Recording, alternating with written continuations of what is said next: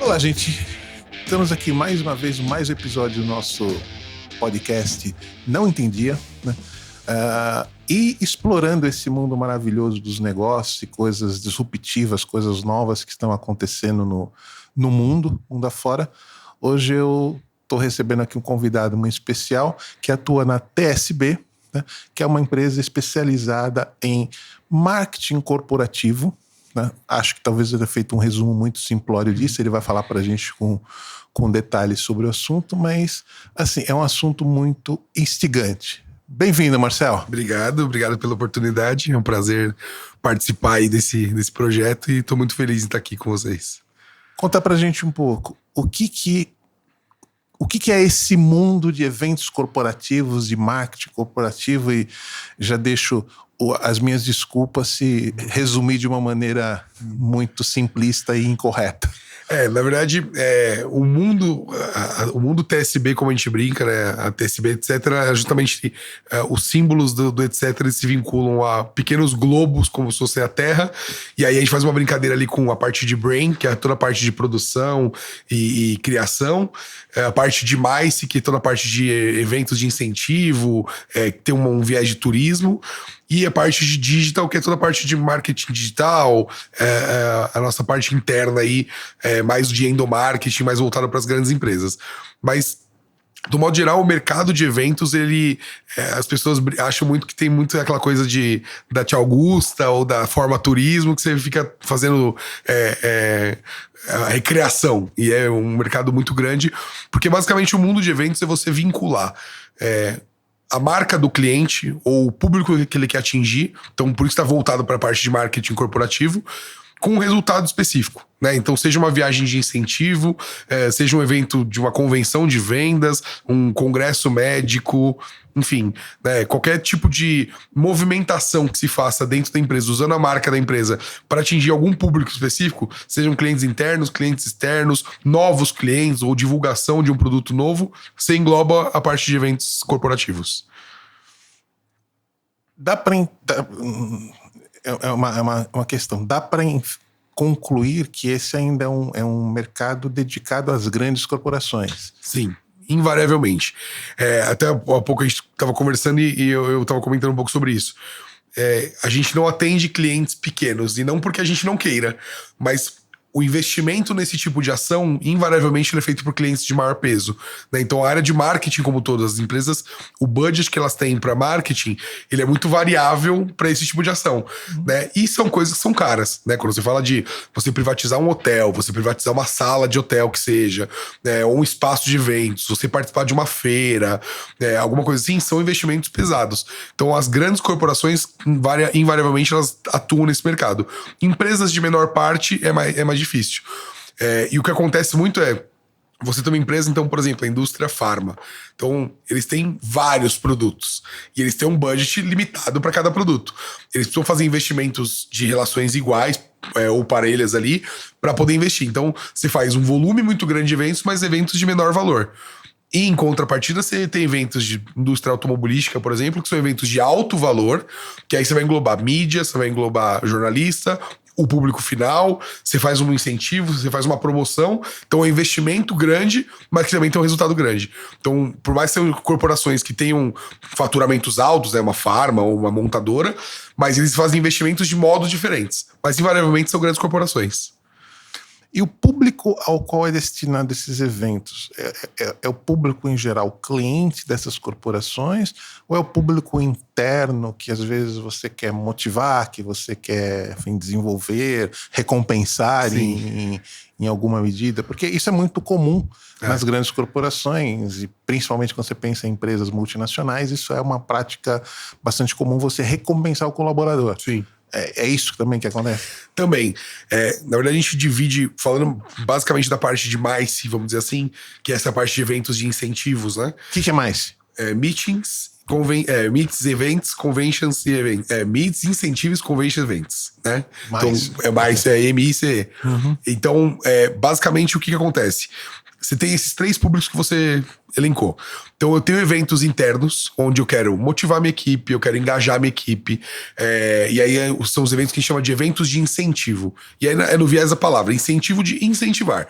Então você vai levar um público para uma viagem, seja ela no Brasil ou para internacional, sempre com um viés muito voltado para o turismo. Então é mais do que você ficar enfiado dentro de uma sala tendo plenária ali com conteúdo técnico, é mais que isso.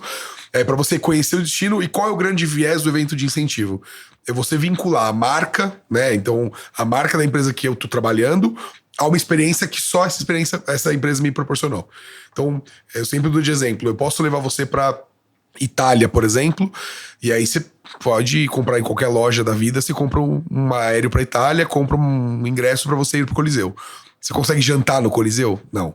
Isso é uma viagem, uma experiência que a viagem de incentivo vai te proporcionar. Isso é o que você consegue fazer. Consigo fazer. E aí eu vou vincular a marca daquele cliente ao jantar dentro do Coliseu. Então, a pessoa impactada no final, que é um colaborador interno, por exemplo, ou o ganhador de uma promoção que comprou aquele produto, enfim, ele vai nunca vai esquecer e vai lembrar o resto da vida de que um dia aquela marca X me levou para jantar no Coliseu. Ou me levou para tirar uma foto num lugar onde você não tem acesso. Então, me levou para um lugar super privado, com uma experiência super priceless. Então, são algumas coisas que a gente vincula ao incentivo. Em contrapartida, tem os eventos de cunho técnico. Então, aí se sai desse viés de incentivo, e é esse público que a gente falou primeiro são os colaboradores da empresa. Então, onde eu vou fazer a definição de metas para o próximo ano, o planejamento financeiro da empresa, vamos avaliar quais são as projeções para os próximos anos, as estratégias de venda, ou um nicho muito específico, como vender aquele produto. Então, como você vai vender essa água para as pessoas que consomem essa água. Então, eles têm um treinamento dividido em equipes. Então, aí é um evento de viés técnico. Ou é um congresso, então um congresso médico, um congresso de advogados, congresso de contábil, e aí você vai trazer as pessoas vai trazer um palestrante específico para palestrar sobre aquele tema, mas o evento ele tem muito mais um viés de conhecimento, de as pessoas adquirirem conhecimento durante o evento. E aí a nossa parte nesse momento é não dar a parte técnica, porque são pessoas com know-how para apresentar, mas é montar toda a estrutura por trás disso. Então, seja o palco, seja a iluminação, o audiovisual, a gravação do evento, a transmissão simultânea para o Brasil inteiro, independente. Às vezes eu não vou trazer todo mundo para participar do evento, mas eu tenho filiais no Brasil, e aí a gente vai fazer essa questão de vamos fazer a transmissão simultânea para todas essas pessoas, a logística das pessoas que vão para esse evento. Então, no momento que elas pisam na porta da casa delas, até elas voltarem, a responsabilidade é desse cliente. Então, ele vai contratar o carro que vai levar a pessoa para o aeroporto, ele contrata o aéreo da pessoa, ele fecha o hotel, ele cuida da alimentação, e aí você tem uma equipe de back-office por trás de tudo isso para que a experiência da pessoa seja, eu fui para lá para adquirir conhecimento, não preciso me preocupar com mais nada. Basicamente isso. Então, você atende todos os públicos. E o público final é o cliente final dessas grandes corporações. Então é o cara que consome o produto. Então quando eu dei o exemplo de farmas, por exemplo, ela faz evento pro médico, que é o cara que indica o produto, mas ela não vai fazer evento pro cara que consome o produto, porque não é o público que você trabalha com marketing do tipo, tá doente? Toma meu remédio. Você não vai fazer um evento para divulgar isso. Então você dá um evento de cunho técnico. Quando você atende montadoras, por exemplo, é outro de viés. Então aí você vai premiar o cara que comprou aquele carro. Então ele participa da promoção. Você faz o test drive e concorre uma viagem para qualquer país. Então ele é o público final, ele é o cara que fez o test drive e fechou o negócio. Entendi. Mas assim, acho que tem um ponto de conexão, de convergência com a atividade de propaganda, da criação publicitária, das grandes campanhas publicitárias, porque acho que tem muitas dessas campanhas, quer dizer, que passam por isso. Mas são coisas diferentes, eu tô entendendo. Sim. Enquanto a publicidade atua no conceito, na ideia, vocês atuam na execução. Quer dizer, dão forma para aquilo que ou vocês desenvolveram propriamente, ou, enfim, tá dentro de um pacote maior de uma campanha. O que eu costumo elencar para algumas pessoas assim, e isso é um conceito meu, tá? A publicidade, ela foca exclusivamente em consumo. Então, o papel da publicidade é fazer a pessoa consumir aquele produto ou aquela marca. Ponto. Quando a gente fala da parte de marketing corporativo, como a gente falou no começo, ou eventos corporativos, é mais do que isso. É você vincular aquela marca ou aquele produto à pessoa, é você aumentar as vendas porque as pessoas tiveram a oportunidade de consumir e criaram um vínculo quase que afetivo com a marca. Então, putz, um dia eu fui lá na loja, comprei a caixa de bombom, mandei o código de barras, de repente eu ganhei uma viagem pra um lugar que eu nunca fui na vida. Recentemente a gente teve uma experiência de atender uma montadora. Isso era uma promoção que você fazia, comprava um veículo, participava do test drive, e você concorria a uma viagem pra Copa do Mundo. Então nós tínhamos pessoas nos grupos ali premiados que nunca saíram da cidade delas. E elas vincularam aquela marca, aquela montadora, a proporcionar pra ela uma experiência dela ir assistir uma Copa do Mundo num país no Oriente Médio, e uma experiência que jamais ela teria. Então, ela cria um vínculo afetivo com aquela marca. Então, dificilmente o próximo carro que ela for comprar vai ser de outra marca. Então, é nisso que eles apostam. Quando você fala da experiência dos colaboradores internos, da mesma forma, você cria todo um evento com cunho técnico e tudo mais, mas o seu momento ali não é fazer as pessoas simplesmente venderem mais. É fazer as pessoas se sentirem abraçadas, sentirem que elas fazem parte do todo. Eu sou numa grande corporação, eu sou funcionário 3.500. Não, você é o João da Silva que trabalha nessa área e você é muito importante para fazer eu atingir meus objetivos. Então, isso tem um viés diferente da publicidade. A publicidade basicamente é você divulgar o produto para que as pessoas consumam mais. E também existe essa parte criativa, né? Na parte de eventos é muito forte. Então, quando tem muito cliente que chega na gente e fala: eu quero fazer um evento, uma convenção, mas eu não faço ideia de onde fazer. Eu já fiz aqui, aqui, aqui. O que você me sugere? Eu quero ter uma grande festa, mas que tema? Eu quero uma festa com tema. Vamos fazer uma pool party? Vamos fazer um show grande? Vamos trazer um artista renomado pra festa? Que investimentos a gente vai fazer nessa empresa? Que atrações a gente consegue fazer? Eu quero fazer um team building. O que eu posso fazer? Então, aí vem a questão de know-how da agência. De falar, olha, dá pra fazer isso, dá pra fazer aquilo. Quem você quer engajar? Quem é seu público? Ele é mais feminino? Ele é mais masculino? De qual a faixa etária dessas pessoas? Então, eu vou colocar os caras pra fazer uma trilha de 3 horas. Qual é o público? 50 a mais. Dá pra fazer? Dá, mas nem todo mundo vai se adaptar. E aí o que era pra ser uma experiência vira um desespero, né? Imagina. Então a gente começa a entender um pouco quem esse cliente quer atingir, seja público interno ou seja cliente final, como ele quer atingir, e o mais importante é quanto ele tem de verba alocada pra isso. Porque a gente costuma brincar que o céu é o limite. Então, cliente, o que você quer fazer? Eu posso te levar pra onde você quiser, mas tem que entender se o seu dinheiro dá pra fazer isso também. E quanto você vai investir. E aí você vai toreando esse projeto, isso tudo numa fase muito inicial, antes ele sair do papel. Quando você acaba de desenhar o projeto, dizendo, então vai ser nessa data, neste local, vamos investir tanto, vamos ter uma festa assim, eles vão ter essa experiência, aí entra a parte operacional do negócio, que é transformar todo aquele sonho que é um pedaço de papel num evento que você vai acontecer ali com baita palco, com painel de LED, com um artista renomado cantando com a marca do cliente atrás, com os funcionários ali, com os colaboradores se abraçando e festejando os números que eles atingiram ou não. Então, esse é o grande viés de diferença entre a publicidade do que... Já aconteceu assim de um cliente chegar com uma proposta pronta, já uma ideia pronta, e apresentar pra vocês assim, e falar, putz, isso não dá. Não tem como realizar o que você tá querendo. Tipo, eu quero, sei lá, jantar na Casa Branca. Acontece.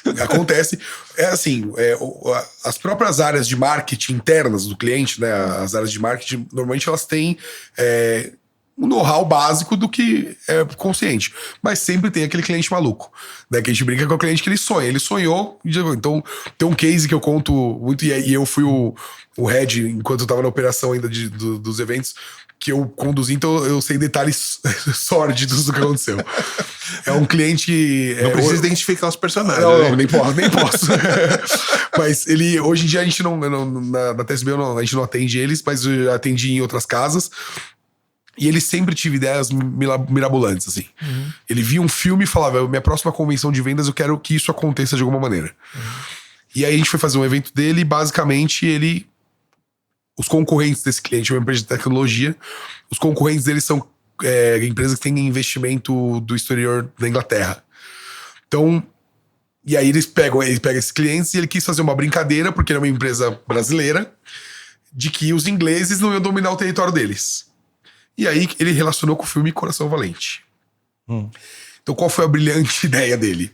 Ele quis entrar a cavalo na plenária de um hotel no interior de São Paulo, caracterizado de William Wallace, assim, cara pintado de azul, peruca. O cara é o CEO de uma empresa que fatura 1 bilhão por ano. Caracterizado.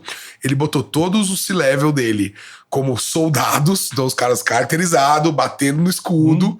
E ele quis, assim, na reunião de brainstorm, quando ele botou isso na mesa, eu ri. Falei, peraí, deixa eu ver se eu tô entendendo. Você quer botar um cavalo dentro de uma sala de hotel com os seus C-levels, vestido de soldado, blá, blá, blá, mas qual é o intuito?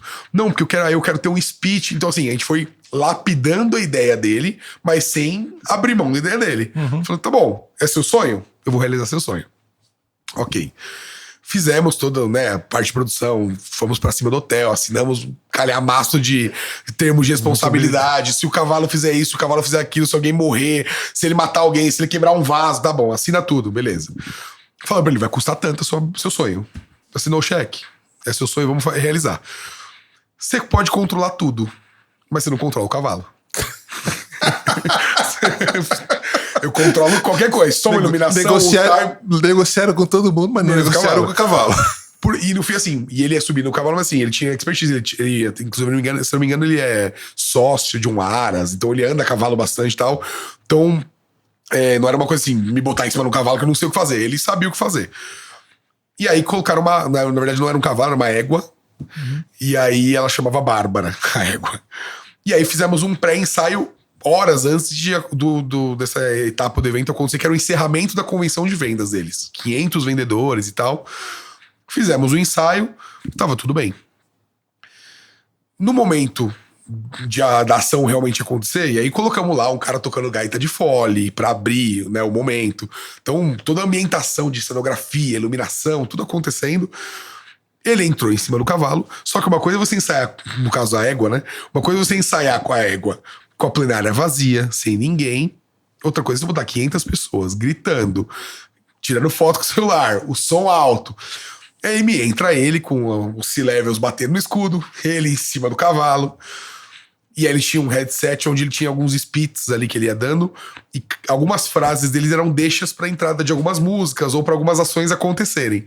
Ele ficou tenso porque a égua ficou extremamente agitada, então ela rodava em círculo, assim, e a gente, meu Deus, ela vai derrubar esse cara lá de cima, o que eu vou fazer? E não tinha, chegou um momento que a gente virou passageiro da agonia, a gente não tinha mais o que fazer. Então tudo que a gente podia controlar tava controlado. Não tinha. Tendo imaginar a cena. É isso, e assim, toda a equipe técnica no rádio, e agora? E aí minha última frase, depois o rádio ficou por uns longos 5 minutos em total silêncio, foi: acionem a segurança do hotel e o pessoal de ambulatório. Porque se alguma coisa acontecer, a gente vai ter que tomar alguma decisão rápida. Só. E não tinha mais o que fazer. E aí viramos passageiro da agonia. E aí a égua, né, agitada, e ele foi esquecendo as falas. Então, às vezes, ele esquecia a fala, e aí o pessoal da técnica soltava a música na hora que não era mais, porque ele já tinha perdido o time.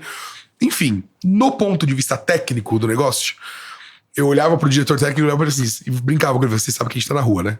Porque, assim, do ponto de vista técnico da gente que analisa isso todo dia, foi caótico. As coisas não estavam se conversando, porque ele esqueceu as falas e tudo mais. No final deu tudo certo, acabou a encenação, os vendedores foram à loucura, assim, quando eu vi ele em cima do cavalo, ele falava que os ingleses não vão dominar nosso território, os caras, assim, uma zona. Então, do ponto de vista do sonho do cliente, foi um sucesso. E qual foi o real momento que eu tive isso? Quando acabou toda essa encenação, engatou com a festa de encerramento, DJ tocando, o pessoal bebendo. E aí eu fui cruzando com ele e virei pra ele e falei: e aí, pronto pra tomar uma lavada do tipo, foi uma porcaria, tal. E ele simplesmente falou assim: você realizou meu sonho. Então foi aí que eu entendi. Falei, putz, uma coisa que pra talvez outras pessoas, outras agências podiam virar e falar: nem a pau, dá pra fazer isso? Tudo é toriável. Então a gente vende mais do que o sonho. Então, às vezes acontece, né? Acho que eu até me estendi um pouco mais pra ilustrar o que a gente tá falando. Acontece do cliente vir com umas ideias que não cabem. Mas hoje não é que não cabe no fazer, né? É muito difícil de falar, isso é impossível. É muito difícil. Porque o cliente sabe o limite que ele tem. A maior impossibilidade que a gente tem hoje é através de budget. Então o cliente às vezes ele quer um baita evento, mas ele tem um budget reduzido. Eu não consigo te atender. Eu não consigo negociar um hotel 5 estrelas por esse preço. Eu não consigo negociar passagem aérea nesse preço. O mercado aéreo tá pós-pandemia, principalmente, tá caótico. As passagens, né, os preços subiram muito. Então, e aí eu falo pro cliente: com esse dinheiro você vai fazer metade desse evento. Ou você vai diminuir o público, ou você não vai pra fora de São Paulo, você vai ficar em São Paulo mesmo. Vamos pensar em interior? Você queria Bahia, mas vamos pensar em interior de São Paulo? Você vai ter que adequar, e às vezes você tem que falar alguns nãos pro cliente, falar: olha, isso realmente eu não consigo te entregar, né? Nessa linha do budget que você acaba de mencionar, assim, no mundo dos negócios, é um fato que tudo é uma relação investimento-retorno, né? Quando ouvindo você falar do evento, enfim, do quão fascinante eu consigo imaginar, por exemplo, que para o colaborador, para o representante, para o vendedor, seja algo realmente uma experiência inesquecível e que possivelmente vai gerar retorno. Sim. É uma conta que é possível fazer. Agora, quando você olha isso na perspectiva do consumidor, né, isso gera retorno? Existem estudos nesse sentido? Eu não tenho dados, tá? Assim, numerais para falar, mas sim. Geram numa escala menor do que quando você fala para os consumidores de meio de cadeia ali, que são os clientes internos e tudo mais. Depende muito do mercado que a gente fala. Então eu dei exemplo agora há pouco sobre montadoras. Invariavelmente, tem os clientes que... E aí eu posso falar de todas as montadoras, porque as que eu não atendo, por exemplo, eu já conheço de mercado. Eles têm o clube da montadora tal. O que são essas pessoas? São consumidores que são influencers de graça, né? Que são defensores da marca. E eles só têm aquele tipo de carro. Então, vou dar um exemplo de um carro qualquer. Lá o Fusca. Então, tem o clube do Fusca. São pessoas que só consomem carro daquela marca e só trocam de Fusca. Então, lançou o Fusca 23, ele vende o 22, ele compra o 23. Lançou o 24, ele vende o 23 e compra o 24. E isso, quando a gente fala hoje na questão de mídia, né, de engajamento, isso gera um retorno muito grande, porque os caras criam canais pra falar daquela marca, e aí o cara começa a engajar pessoas que aí no momento de decisão, ele olha e fala, vou comprar esse carro. Porque eu vi o canal do João da Silva e ele falou que o Fusca é o melhor carro pra comprar. Mas de onde nasceu essa paixão dele pela marca? Por um evento de incentivo que ele participou. Ou por um carinho que a marca lá fez nele e falou, não, vem cá, você vai participar da minha convenção, porque você vai entender como você vai consumir melhor o meu produto. Aí sai um pouco de montadora. E para os intermediários, quando eu falo, por exemplo, dos revendedores, aí seja tanto para as empresas para as montadoras, como empresas de alimentícias, empresas de bebida, enfim... também é importante, porque eles são vinculados àquela marca, então ele vende a marca A, B e a C de bebida. Ele é impactado de maneiras diferentes e ele começa a acreditar em um projeto. Então Ele vai colocar lá na gôndola do mercadinho dele de bairro, ele vai colocar aquele produto na frente do outro, porque para ele, o consumidor vai escolher aquele ali. E o vínculo que ele tem com aquela marca é maior. Então, o impacto ele acontece, mas numa escala menor de retorno sobre investimento do que os públicos internos. Basicamente é isso. A não ser quando a gente fala de promoção. Que a promoção é aquela coisa, você compra e ganha, você compra e concorre. E aí é um viés, o cliente não deixa de ser uma publicidade, porque entre comprar a garrafa azul ou a vermelha, ele fala, vou comprar azul, porque azul eu posso ir para Miami, se eu mandar o código de barras aqui nesse lugar.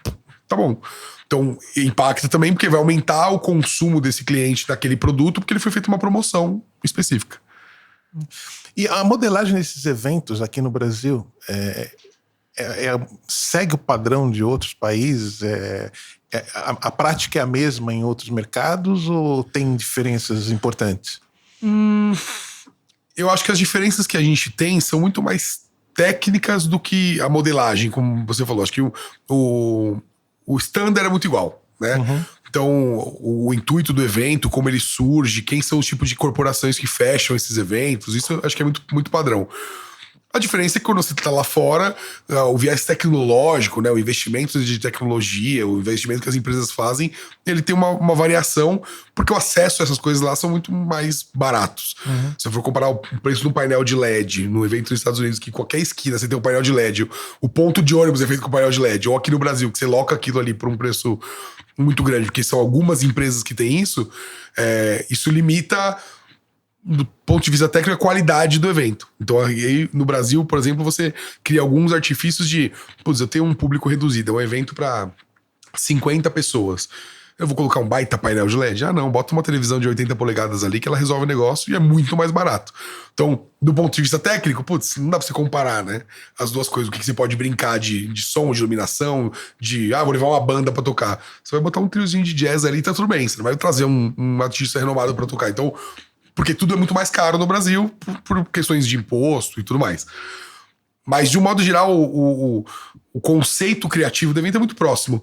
Tanto que quando a gente fala de evento de incentivo, que eu falei agora há pouco, que quando eu vou levar um grupo para um evento fora do Brasil, para uma convenção ou para um evento de incentivo fora do Brasil, eu aciono escritórios locais, que são parceiros nossos, que são justamente essas pessoas que têm essa conexão com os conventions bureaus, que são os órgãos do Ministério do Turismo dos lugares, que me abrem portas e vão me indicar os parceiros locais. Então, Recentemente, por exemplo, eu fiz um evento no Quênia, né? Então, é um evento de incentivo, mas que tem um viés técnico também, porque os participantes desse evento, eles atuam ali todo dia, eles têm um tempo de plenária com conceitos técnicos, onde eles vão discutir as estratégias da marca e tudo mais. E esse cliente é até interessante falar, por isso, ele é talvez uma quarta linha desses tipos de impacto que a gente comentou. Eles não são colaboradores da empresa, eles são consultores. Então, são aqueles caras que trabalham com marketing de impacto, marketing multinível, que eles falam. Então, eles atendem, às vezes, 3 ou 4 marcas diferentes, né? Então, eles podem atender a empresa que vende tecnologia, a empresa que vende Tupperware, a empresa que vende produtos de beleza. Então, eles não são colaboradores da empresa, só que eles são vendedores, né? Então, é o mesmo padrão, parecido com aquela... Né, antigamente tinha a revistinha da Avon, revistinha da Natura, que fosse. Então, eles não são colaboradores. E a empresa investe muito nesses consultores, né? Porque eles são o cara que joga os números para cima, eles formam outros vendedores por esse estilo de marketing de impacto que eles falam. Então ele forma vendedores, ele tem uma cadeia que trabalha em cima disso, que divulga o produto final e vive aquela experiência do produto. E aí eles fazem eventos em lugares bem legais, e são baita eventos, é um super cliente que a gente tem. E aí a gente compra ideias do tipo, vamos fazer um evento para 100 pessoas no Quênia. Tem uma quantidade, assim, um tamanho mínimo de evento, não em termos financeiros, mas assim, vocês atuam, faz sentido você pensar num evento desse porte, sei lá, para reunir meia dúzia de pessoas? Faz. Depende de novo. Do evento. Do evento. Depende do que você quer atingir. A gente faz uma série de promoções onde eu tenho 2 ganhadores. Então, fizemos recentemente. Vou mandar 2 pessoas, que normalmente é um casal, ou é o cara com o filho dele, pra assistir a final da Champions League. São 2 pessoas. Mas são 2 pessoas que vão lembrar o resto da vida que a marca X levou ele pra assistir a Champions League na final, e ele foi tratado lá no melhor hotel, no melhor restaurante. Ele chegou no aeroporto, tinha um cara com a plaquinha com o nome dele, que sabia quem ele era. Então, são 2 pessoas. Tinha toda a retaguarda, todo o suporte. Todo o suporte pra ele ter uma experiência inesquecível. Que aí eu vínculo, eu podia ir pra Champions League? Podia. Agora, ser tratado dessa forma, você ficar num camarote na final da Champions League, a marca me proporciona isso. Então ele vincula aquilo à marca. É a experiência à marca. E não só o estar lá. E aí são 2 pessoas. Então aí você tem promoções que são pra 6 pessoas, pra 10 pessoas. E aí você tem evento como Rock in Rio, como The Town, como Lollapalooza, que para 50 mil pessoas por final de semana. Depende. Então não tem um mínimo. É muito pelo viés de evento. Então, às vezes, tem um evento técnico, você vai com, sei lá, uma farma, por exemplo, vai chamar os 10 maiores oncologistas do Brasil para discutir um medicamento novo que eles estão em análise. É uma sala como essa, os caras sentados, uma televisão, um palestrante ali falando sobre a defesa técnica do negócio. Só que aí você tem um debate acontecendo. É um debate acontecendo. E aí o cliente vai investir. É um evento de budget muito menor, mas que acontece. Então é natural. Com esse advento da pandemia, dos eventos digitais também, existe muito hoje em dia essa questão de webinar. Então o cara vai lá, ele fala numa sala, num estúdio de gravação, ele fala para 5 pessoas ou para 10 mil pessoas. Depende.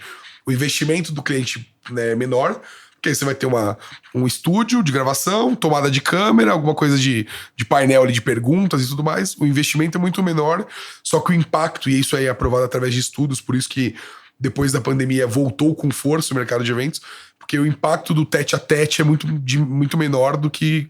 É muito maior do que quando você faz atrás de uma tela de computador.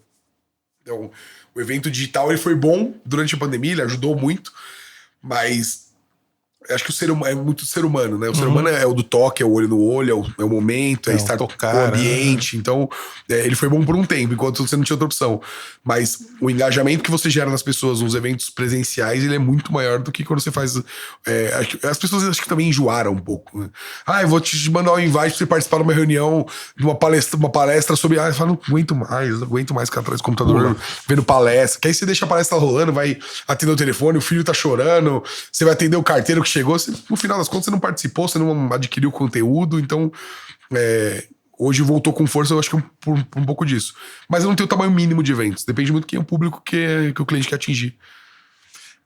Esses eventos são sempre organizados em nível mais local, tá? Ou tem, por exemplo, você já participou de um evento global, quer dizer, uma determinada marca, uma determinada corporação decidiu fazer um evento engajando o mundo inteiro. Então, vou reunir, sei lá, colaboradores do mundo inteiro, vou fazer uma ação nesse sentido. Como é que é isso? Acontece numa escala menor, né? Até porque a gente tá falando de um investimento muito alto, quando eu falo em movimentar pessoas de todos os lugares do mundo, mas acontece normalmente muito assim, convenções de vendas, por exemplo. Então a gente fala, principalmente assim, quando eu falo de América do Sul, em volume, acho que aí eu posso elencar N exemplos, mas convenção de vendas Latam. Então eu vou trazer todos os consultores de vendas ali, toda a parte que envolve venda daquele cliente que é uma multinacional. E aí eu vou movimentar todas essas pessoas para algum país da América do Sul e vou cuidar tanto da parte técnica do negócio quanto a parte de logística. Então, recentemente a gente fez um desse em Cancún, fizemos já Cartagena, em São Paulo mesmo, então a gente fez um evento em São Paulo, mas trouxe gente da toda a América do Sul, algumas pessoas até dos Estados Unidos e tudo mais. Então, acontece. No mundo inteiro, eu, por exemplo, pelo menos nunca participei de nada assim, eu sei que existe, mas é muito mais difícil. Porque, de novo, por todo o investimento que é feito, é muito mais benéfico para a empresa eu fazer alguns micro-eventos nas sedes ali, do que eu fazer um evento onde eu vou trazer gente da Europa, gente da Ásia e vou trazer todo mundo para cá. Mas acontece. Ou quando você fala de escalas diferentes, então, por exemplo, uma montadora abriu uma fábrica nova no interior de São Paulo. É um evento que vai ser global, porque você vai trazer o cara que representa essa montadora na Ásia, você vai trazer os C-levels que ficam espalhados pelo mundo inteiro, você vai trazer diretoria, você vai trazer e o pessoal do Brasil. Mas aí eu não vou trazer todos os integrantes dessa empresa fora, você vai trazer pessoas específicas, mas você tem gente do mundo inteiro. Só que são em escalas menores. Na América Latina, quando a gente fala os eventos Latam, que a gente fala, acontece muito. Convenção de vendas, fechamento de ano, festa de final de ano, treinamentos, isso acontece bastante. E eu imagino que assim, a organização de um evento como esse e tudo demande mão de obra intensa, porque você precisa... E muita coisa deve ser terceirizada, muita coisa subcontratada. Sim, a maior parte. Como é que funciona isso? Qual o tamanho desse mercado hoje de eventos? O que a gente está falando em números, tá? Hoje o mercado de eventos, de um modo geral, ele movimenta 4% do PIB brasileiro. Uau! 4%. A gente tá falando em 7,5 milhões, mais ou menos, de empregos diretos e indiretos. Então, por que eu falo diretos e indiretos? Então, vou te dar um exemplo. Você imagina que você tem uma empresa de locação de notebooks. Você atua em vários segmentos. Só que vai ter um evento, por exemplo, onde eu vou precisar alocar ali para fazer uma sala de imprensa, um lançamento de um produto. Eu vou montar uma sala de imprensa, vou montar toda a estrutura e eu vou precisar alocar 20 notebooks de você. De alguma maneira você tá envolvido nisso. Então isso acontece em N escalas. O cara que loca o girador, o cara que loca a parte de cenografia, o cara que loca a mão de obra da recepcionista, o pessoal que fica lá pra te dar bom dia e falar, tá aqui seu crachá.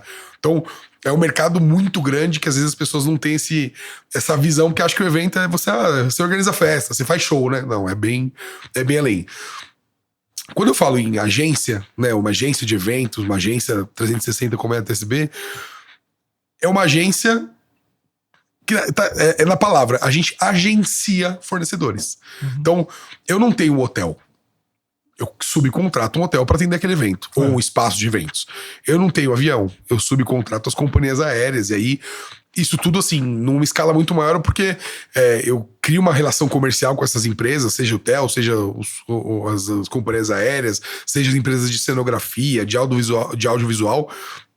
Eu construo uma relação comercial com eles, onde eu tenho alguns benefícios, né? Então, pelo volume que eu gero pro cara, eu tenho uma negociação diferente do que se o cliente for direto nele ali, tentar conseguir um preço, o meu preço sempre vai ser melhor. Porque eu negocio no volume. Eu não tenho um cliente, eu tenho vários. Então, eu negocio com eles numa escala maior. Isso me gera benefícios, porque eu consigo ser mais competitivo no mercado nosso, que a concorrência ela é desleal, às vezes até. Então, a gente agencia fornecedores.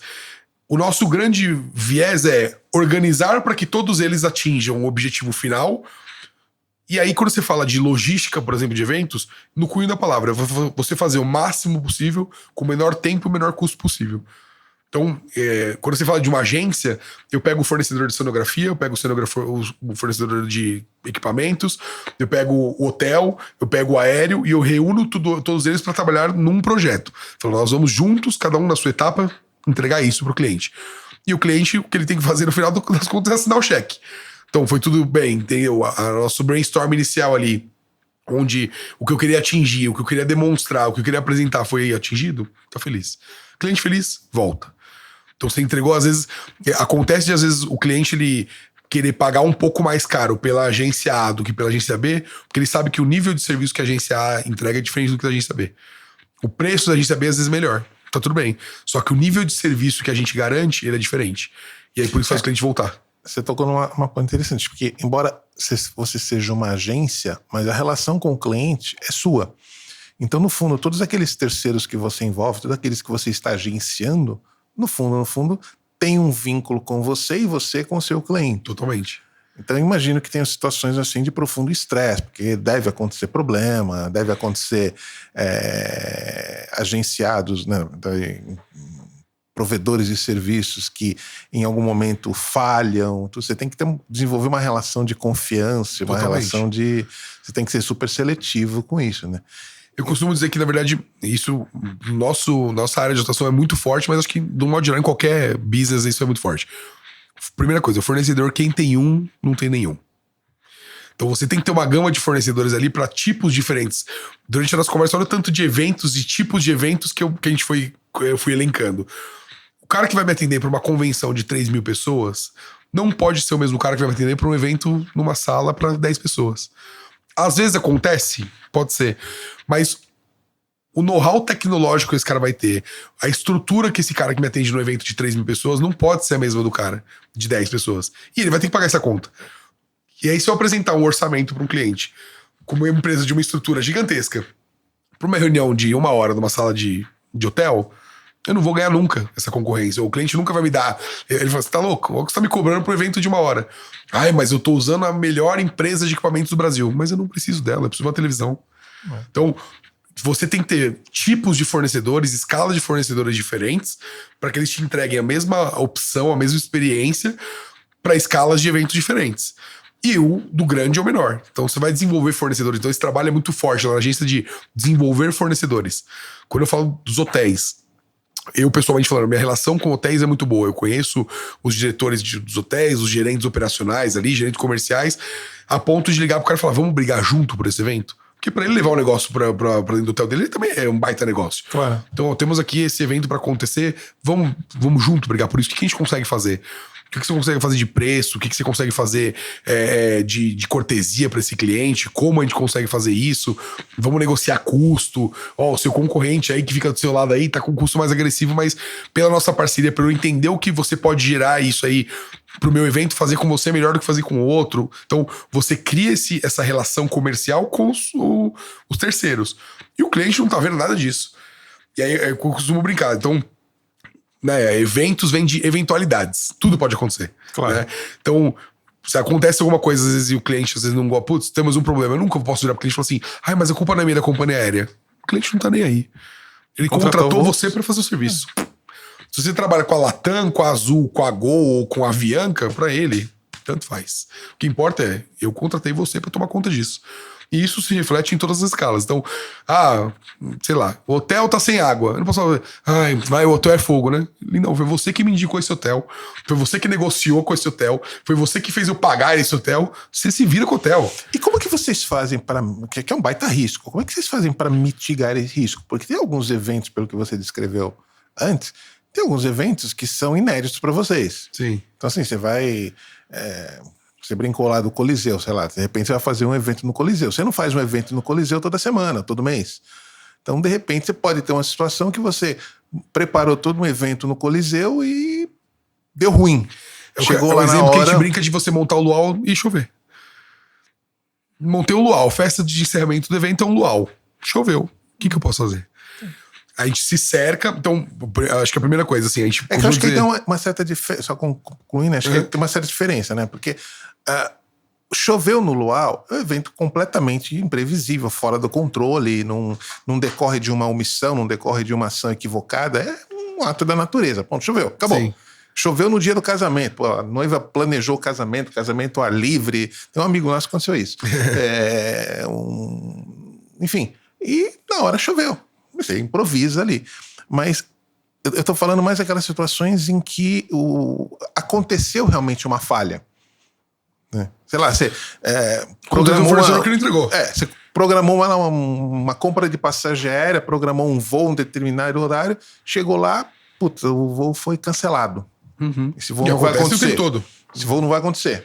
Né? Aí você tem todo um encadeamento de consequências. Né? O voo não vai acontecer, a pessoa não vai chegar, portanto, talvez não chegue naquele dia. Vai mudar a agenda do evento. Como é que... Porque eu imagino que aquela pessoa, o cliente, que idealizou aquele evento, para ele é uma grande decepção. É a noiva que choveu no dia do casamento. Para ela tudo pode estar perfeito, mas está chovendo. Sim.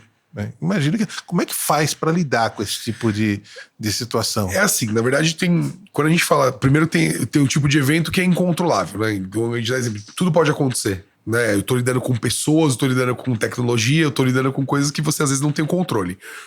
O primeiro passo é você ter uma equipe de back-office ali, de background dos eventos, com know-how. E isso é uma coisa que, pelo menos, eu acho que posso falar do modo geral, mas na TSB é muito forte.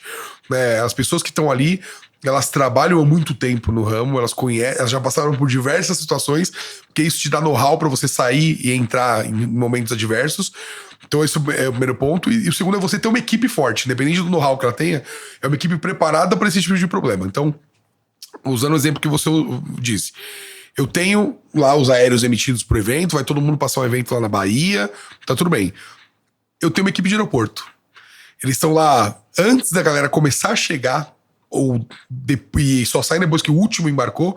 Eles estão o tempo todo acompanhando os painéis de voo, se eu tenho voo atrasado, como tá o aeroporto em Salvador, se os voos ali em Guarulhos ou em Congonhas, de onde as pessoas estão saindo, enfim, estão dentro dos horários, se eu tenho algum problema no balcão da companhia. Pela relação com as empresas aéreas aí, e por essas pessoas de aeroporto estarem lá invariavelmente, né, todo dia ali embarcando diversos grupos de diversos clientes. Então, ele sabe que é um grupo grande, que pode atrasar ali na hora do check-in e tudo mais. Ele já consegue negociar com a companhia aérea um balcão separado para aquele grupo fazer o check-in separado.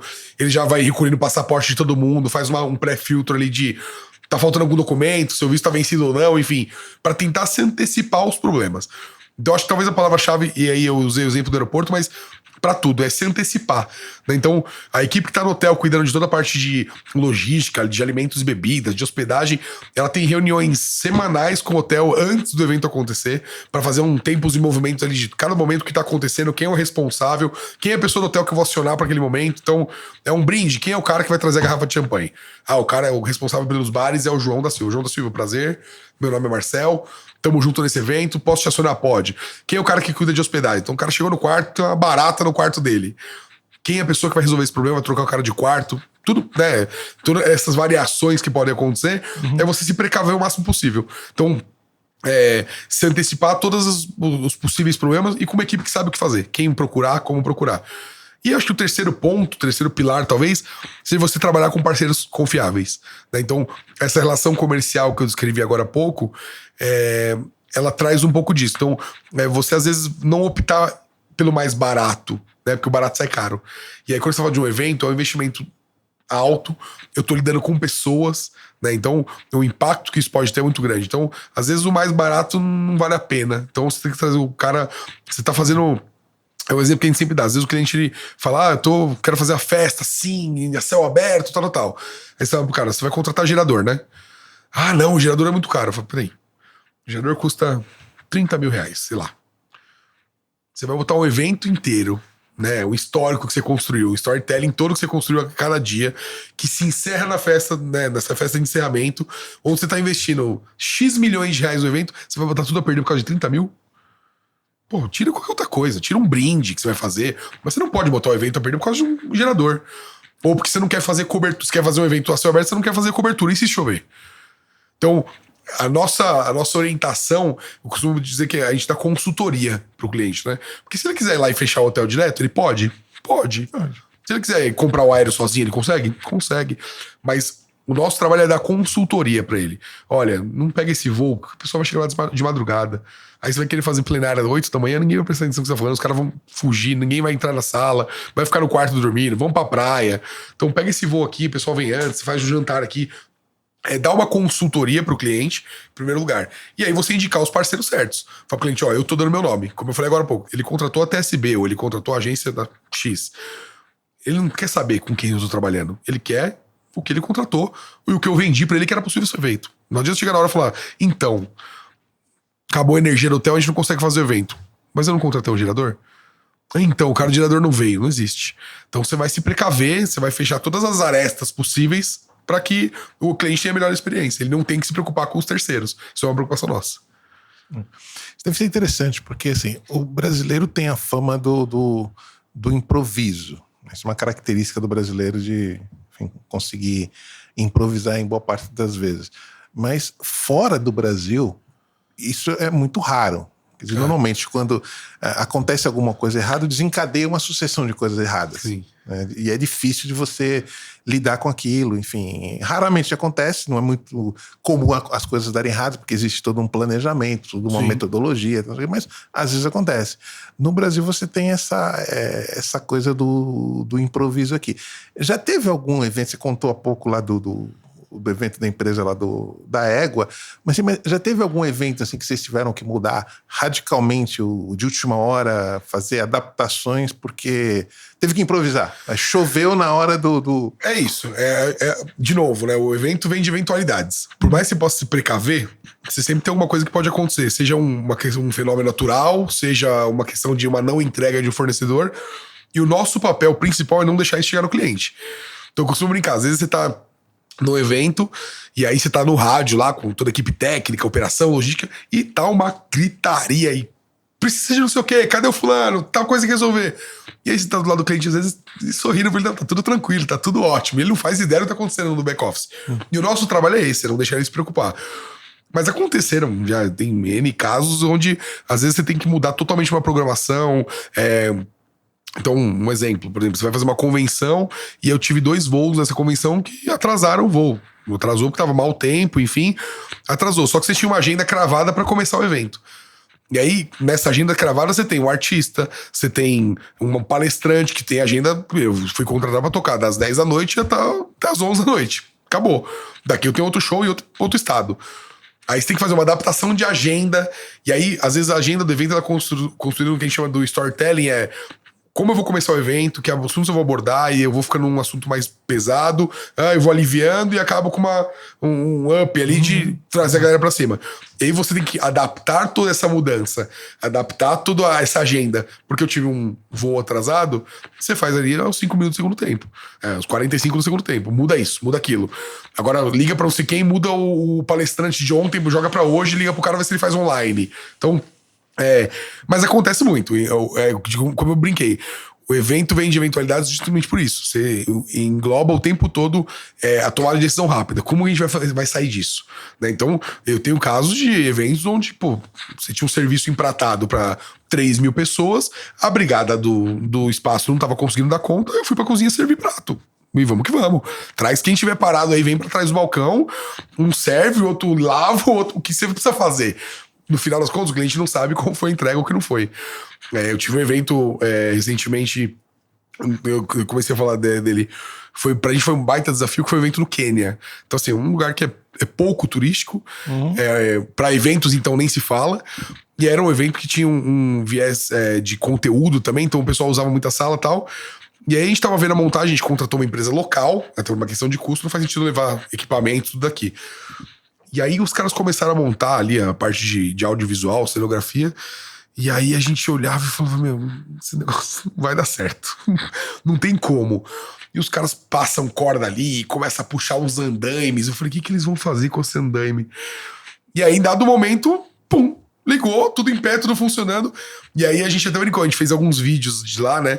E mandava pra equipe de São Paulo e falava assim pros caras, pra vocês falarem pra mim que não dá pra fazer uma coisa, vocês vão ver como os caras levantaram esse painel aqui de LED, botaram andame, apoiaram e passava barbante pra um lado, corda pro outro, no final estruturou. Só que assim, o palco efetivamente ficou pronto meia hora antes do presidente da empresa subir pra falar. Então você imagina até a gente falar, ok, vai subir, a gente olhava, não vai. Daqui meia hora não vai estar pronto nunca. Não vai estar pronto. E os caras, numa tranquilidade, assim, Não, vai, não. Aí se olhavam, iam lá no fumódromo, fumavam um cigarro e falavam: o que esse cara tá fumando? Ele tem que botar as coisas pra funcionar daqui meia hora, o presidente tá aqui falando. E a cliente falou: daqui a pouco eu tô aí falando, não, tá bom. E Tá, vem tranquila. vem tranquilo. E não tem nada pronto. Se você chegar aqui agora, vai enlouquecer. E no final deu certo. Podia não ter dado? Podia. E a gente tava com o plano A, o plano B, o plano C montado. Mas, de novo, você depende do fornecedor, você depende do. Principalmente quando você fala de fornecedores locais de fora do Brasil, é mais difícil ainda, porque eles têm uma cultura de trabalho diferente. Esse aí era o cúmulo da gambiarra. Mas se eu falar dos Estados Unidos, 2 horas antes do evento, tá tudo pronto, testado, passado. Eu tenho. Se der alguma coisa errada, eu tenho reserva ali pra te atender. Então, e você paga por isso também. Né? Foi o que eu falei, né? Lá fora, normalmente, assim, pelo que a gente observa, o padrão de organização, falando lá fora em alguns locais, óbvio, não estou generalizando, mas você observa que é isso, quer dizer, tem um plano, tem uma estratégia. Então você vai fazer um evento nos Estados Unidos e tem um plano de contingência, se acontecer isso. Agora, também, quando descamba, né, acabou. Não tem o que fazer. E o cara fala, não tem o que fazer, ponto, acabou. Não dá para fazer, pegou. É isso que tem. Então, imagino que seja uma atividade super. É muito tenso, né? Muito a gente tenso, tá o tempo todo trabalhando com adversários. A palavra é essa. A gente tá o tempo todo. Então, o nível de adrenalina em campo, né? Principalmente em campo, assim, no pré-evento já começa, você sente aquela coisa é muita coisa ao mesmo tempo para você organizar, torear, e com uma equipe trabalhando, você tem, né, divisões ali dentro das equipes de back-office mesmo, você tem uma série de divisões. E todo mundo, assim, com a adrenalina no topo. Mas quando você chega em campo, duplica essa adrenalina. Porque você tá na cara do gol. Ou vai ou vai. Ou sobe a iluminação, o som e tudo na hora certa que vai começar, ou sobe. Ou a montagem entrega ou entrega, ou a cenografia entrega ou entrega. Ou o aéreo funciona ou funciona, porque você não tem manobra, né? Então você trabalha com um nível de adrenalina, de tensão ali, porque você dorme 2, 3 horas por noite, vai dormir 2, 3 horas da manhã, acorda às 7 horas da manhã do outro dia, porque aí tem passagem de som, você mudou, né? Você começa o evento com o pessoal em plenária ali que a gente fala auditório, depois você muda pra um espinha de peixe, você muda pra banquetes, tem virada de sala, às vezes você muda a cenografia, você muda a posição do palco. Então, isso tudo acontece na hora que tá todo mundo dormindo. Porque no dia seguinte, 9 da manhã, tá tudo funcionando, né? Então, o nível de tensão que a gente trabalha é muito alto. É um trabalho muito gratificante por essa parte, e aí acho que é uma opinião muito minha, mas de você sair de uma reunião com um pedaço de papel com brainstorm, e aí depois de alguns meses você vê virar aquele mega evento. Mas, ao mesmo tempo que é muito prazeroso, é muito tenso, né? A gente trabalha com nível de tensão. Quanto tempo, em média, assim, entre surgir a ideia de um evento, uma demanda de um evento, e a concretização do evento? Porque, assim, são todos eventos muito especiais. Então, qual o tempo médio, assim? Quer dizer, se eu tivesse um surto aqui, chegasse lá no SB amanhã e falasse: seguinte, eu quero fazer um evento, quero, sei lá, ir para a Itália, para o Coliseu, fazer um evento com todo mundo da equipe o mês que vem. A gente faria. Que ninguém me ouça, a gente ia te xingar um pouco? Ia. Porque tem cliente que acha que você tira. A gente começou a brincar assim: aqui a gente não faz milagre, a gente faz evento. Quem faz milagre é Deus. Então você precisa de disponibilidade de hotel, você precisa de custo de aéreo, você precisa de uma série de fatores. Isso é uma coisa que não tem nenhum padrão, tá? Nenhum. Eu tenho existem clientes que às vezes eles se planejam. Sei lá, vou te dar um exemplo. Tem cliente que eu tô montando a viagem de incentivo dele de 2025. Que a de 24 já tá fechada desde o ano passado. Sim, imagina. E eu tenho cliente, recentemente a gente fez uma convenção de vendas, e a gente, entre receber a demanda do briefing e eu levantar o evento e iniciar o evento, eu tive 16 dias úteis. Então, separou 30% da agência parou e falou: vocês vão ficar focados neste evento. Eu tenho mais uma série de outras coisas acontecendo, mas a gente tem 16 dias úteis para levantar o evento. E levantamos. E não era um evento, era um evento com uma complexidade alta, inclusive, porque eu tinha várias ativações de marca, eu tinha shows grandes acontecendo, então, assim, eu tive mudança de palco, eu tinha festa na piscina, depois eu tinha uma festa de encerramento com banda famosa, então, uma porrada de coisa acontecendo em 16 dias úteis. Pra você subir toda a parte de cenografia, impressão de lona, as ativações que iam ser feitas, a promoção que vocês iam lançar, a parte de conteúdo, né, de plenário que é passado lá dentro, o que a gente fala, os PPTs da vida, né, montagem do conteúdo, a criação dos vídeos, o storytelling. Então, um evento para 400 pessoas. E aí você teve 16 dias úteis. E aí você tem evento que você tem 2 meses, 3 meses. Mas isso talvez seja um grande pênalti do nosso mercado hoje. E eu interajo muito no mercado, eu falo muito com, né, os nossos concorrentes, são muito próximos ali, a gente frequenta os mesmos lugares, a gente recebe os mesmos convites para participar dos encontros do trade aí. E a gente chora as mesmas dores, basicamente. Então, os clientes, cada dia que passa, eles têm um planejamento mais curto. Então, às vezes, ele vem com umas ideias, pô, eu preciso do evento para novembro. Você fala, querido, eu não tenho mais hotel em São Paulo para novembro. Quem ia fazer o evento em novembro, ele fechou o evento em março. Porque a gente sabe que o número de hotéis para esse número de pessoas, enfim, não vai ter agenda. Então, você para de pensar nisso, vamos ter que pensar numa alternativa B ou alternativa C. Aí, de novo, entra a parte de consultoria. Mas talvez o momento onde mais fala não pro cliente é esse. E aí não é porque eu não quero. Eu não tenho. Eu não tenho disponibilidade, eu não tenho mais aéreo nesse preço, eu não tenho mais como fazer. Então, mas eu não tenho padrão. Então eu tenho um cliente que é super planejado, até porque às vezes ele tem um calendário de eventos, isso acontece muito. Ele tem um calendário de eventos onde ele começa o ano sabendo. Então em janeiro a gente vai fazer isso aqui, em fevereiro vamos fazer isso, em março vamos fazer isso, em novembro vamos fazer isso. E ele divide com a gente isso, tá aqui o meu calendário de eventos do ano.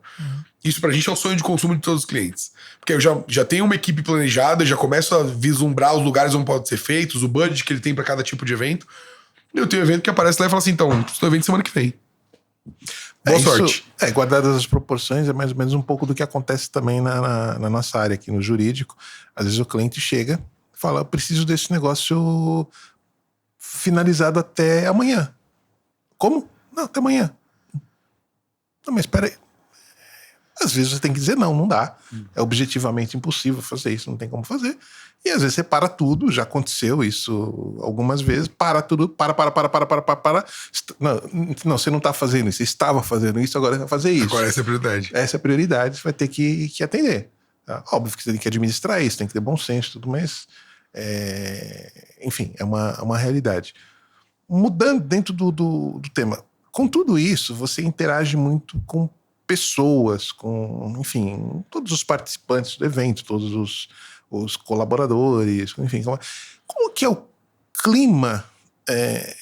Que tem uma questão muito, muito interessante, que assim, de tudo que eu estou observando você colocando, é meio que é uma realização de um sonho para várias pessoas. Sim. Tá? Então tem aquela coisa do lindo, maravilhoso, uma coisa inalcançável e tudo. Para muitas pessoas, isso às vezes gera um pouquinho de inveja, gera um pouquinho de, poxa, mas eu que podia estar ali, eu que queria estar ali, poxa vida, como é que é lidar com e os diferentes públicos que você tem? Você falou, tem a pessoa que vai para um evento em Abu Dhabi que nunca saiu do país. Então, o cara não sabe nem para que aeroporto ele vai. Como é que é lidar com esse tipo de reação humana? Como é que é a sensibilidade em relação às pessoas? Imagino que tenha que ter muito um treinamento para isso, imagino. Né? Você tem que lidar com esse tipo de situação e ter sensibilidade. Você sabe que eu acho que eu posso dizer que no mercado como um todo, talvez não falo muito da minha posição, mas no mercado como um todo, 80% do tempo você está lidando com pessoas. Sim. Seja o cliente, seja o fornecedor, seja o participante do evento, seja a sua equipe interna, tanto seus pares quanto seus gestores ou os que são geridos por você. Então, talvez seja uma das áreas onde você mais lida com pessoas, uma vez que você não faz atendimento ao público, né? Você não é um caixa de mercado, trabalha no banco. Não, você trabalha numa empresa, num back-office ali, representando marcas e tudo mais, só que você lida com o público o tempo todo. Um dos grandes skills, aí, acho que de pessoas dessa área é justamente isso, é saber lidar com pessoas. Né? É entender que pessoas, elas são formadas em valores diferentes, elas têm... né, conceitos diferentes, criações diferentes, religiões diferentes, e aí você fazer todo mundo trabalhar em prol do mesmo objetivo. Acho que esse é um grande segredo ali. Uhum. Quando eu falo dos participantes de eventos, é uma fatia muito menor pra gente, porque em tese quem toreia essa questão é o próprio cliente. Daí quem ele vai levar, quem não vai levar, se foi convidado, se ele ganhou a promoção, se ele atingiu o número de pontos de vendas para poder estar lá. Eu não participo desse momento. O cliente me dá um mailing onde fala, esses são os convidados do evento. Se ele vai estar lá porque ele vendeu muito, porque ele vendeu pouco, porque ele precisa vender mais, eu até sei alguma coisa pela troca com o cliente, mas eu não participo dessa definição. O mais difícil de torear, na verdade, é quando você fala das equipes internas, por exemplo, Você tem pessoas que são exclusivamente de back-office. Então, vou te dar um exemplo. A parte da criação lá na agência. O criativo, ele participa da construção criativa do evento inteiro, né? Então ele faz o 3D, ele faz as implantações, ele faz o render de, né, mínimo detalhe, então onde vai ficar cada coisa, o palco tá aqui, a cadeira faz aqui, em tamanho real, para que o cliente, para que seja visual para o cliente. Depois isso vira um projeto que você vai dar na mão da equipe de montagem, de cenografia, de palco, de iluminação, que vai tirar aquilo do papel. E eles nunca estão no evento. E por quê? Porque não faz parte do business deles. Eles são uma equipe de back-office. Né? Então, só que, e aí é o que a gente brinca. Então, a gente até tenta proporcionar, às vezes, eu confesso que não acontece muito, mas tenta proporcionar de, putz, vai ter um evento aqui ali no Hotel X em São Paulo, vai lá pra você ver o que você criou. Porque o cara, de novo, ele não tem essa experiência de ver sair do papel. E o contrário é verdadeiro. Você tem a equipe de... a gente contrata muito freelancer às vezes, porque ele vai para aquele job específico, ele, né, faz a coordenação daquele job ali por um tempo, e acabou o job, ele vai pro próximo, de uma outra agência ou de outro cliente. O cara que tá em campo, ele não vê todo o trabalho que é feito até isso chegar na mão dele.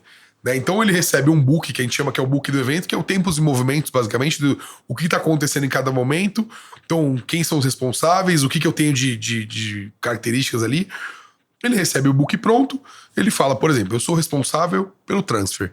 Qual é o papel dele?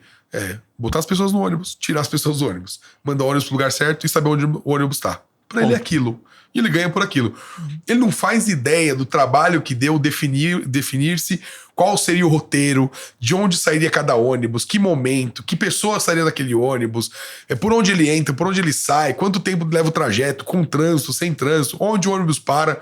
Ele não participou disso. Isso é tudo que a gente chama do pré-evento. E pra ele eu trabalhei no evento, controlei todos os transfers. Não, você controlou todos os transfers operacionalmente falando. Mas a parte de back-office você não sabe como funciona. Então, o mais difícil, talvez, do nosso ramo seja, de novo, fazer as pessoas que fazem toda a parte da cadeia produtiva, vamos dizer assim, do evento, entenderem a função delas, o papel delas, o quanto ele é importante, né? Todas elas têm a sua importância, mas de que não é todo mundo que vai estar no que a gente brinca do oba-oba. Né? Então não é todo mundo que vai estar em campo, não é todo mundo que vai participar do evento, não é todo mundo que vai ter a experiência. Então, putz, seria hipocrisia eu não falar. O meu trabalho, por exemplo, ele me proporciona coisas muito legais, né? Não só nessa relação com pessoas, mas, pô, é o exemplo que a gente tava dando. Eu estive na Copa do Mundo. Pô, trabalhando? Sim, mas eu estava lá vendo o Brasil jogar. Trabalhando? Sim, mas eu tava vendo o Brasil jogar. Vai pro Grande Prêmio de Abu Dhabi. Você vai estar trabalhando? Vai, mas você tá na pista, você tá vivendo um pouco daquela experiência. Talvez não seja a mesma vivência que o participante que tá ali, obrigatoriamente tá ali pra curtir, né? Ele não precisa se preocupar com nada, que uma equipe vai estar fazendo tudo isso, mas você também faz parte disso. Então, é entender que é o ônus e o bônus, como qualquer área você vai encontrar. Mas que talvez o bônus ele seja muito mais chamativo para algumas pessoas, porque você tem pessoas que, a pessoa viaja o tempo todo. E é uma coisa que a gente ouve muito, você só viaja. A pessoa tá vendo o que você postou no Instagram. Não tá vendo o tempo que você demorou para chegar lá, o estresse que as noites sem dormir, toda a organização, o planejamento que você faz. Isso numa escala operacional muito mais. Hoje, no momento que eu tô, é muito mais uma escala de planejamento estratégico, é muito mais a estratégia do negócio dos clientes do que na operação do dia a dia. Mas isso se reflete em todas as etapas, né? As pessoas às vezes não... o atendimento da conta. Então o cara que tá lá para pegar a demanda do cliente, jogar isso para dentro de casa, separar os ingredientes, depois juntar tudo e entregar o bolo pronto pro cliente. Ele participa das etapas-chave dos processos, mas ele não bota a mão na operação. Então, e aí você tem em qualquer agência, em qualquer ramo, você vai ter a parte estratégica, a parte operacional, elas vão conflitar às vezes, porque elas enxergam as coisas de modos diferentes. Então, acho que a grande chave de tudo isso é você lidar com pessoas, né? Entender que sozinho você não faz nada, principalmente nessa área de eventos, onde você precisa de tanto dos terceiros quanto das pessoas que estão ali no seu guarda-chuva fazendo o negócio acontecer. Do cara que toma conta do lacinho que vai no presente, até o cara que faz todo o gerenciamento técnico do evento, cada um tem o seu grau de importância. Só que o tipo de discussão ali é diferente, né? Então, torear pessoas é um cerne muito difícil, né? Tanto na escala de hierarquias ali internas da agência, mas também no mercado de fornecedores, eu costumo citar muito esse exemplo. Você organizar um evento em São Paulo é totalmente diferente de você organizar um evento em algumas regiões do Nordeste. E não existe certo e errado. É diferente. Cultura diferente. Então lá eles têm aquela coisa de tranquilo. E brincam com a gente. Ô, Paulista, você é muito acelerado. Você fala, meu irmão, se você soubesse que em São Paulo já tava enlouquecendo e aqui eu ainda tô sorrindo pra você. Então, mas procurar, tá tudo bem. Não, eu vou resolver. Pronto, fica tranquilo, eu vou ver. E você fala, você já chega com isso pronto. E aí você vem em São Paulo, é tudo...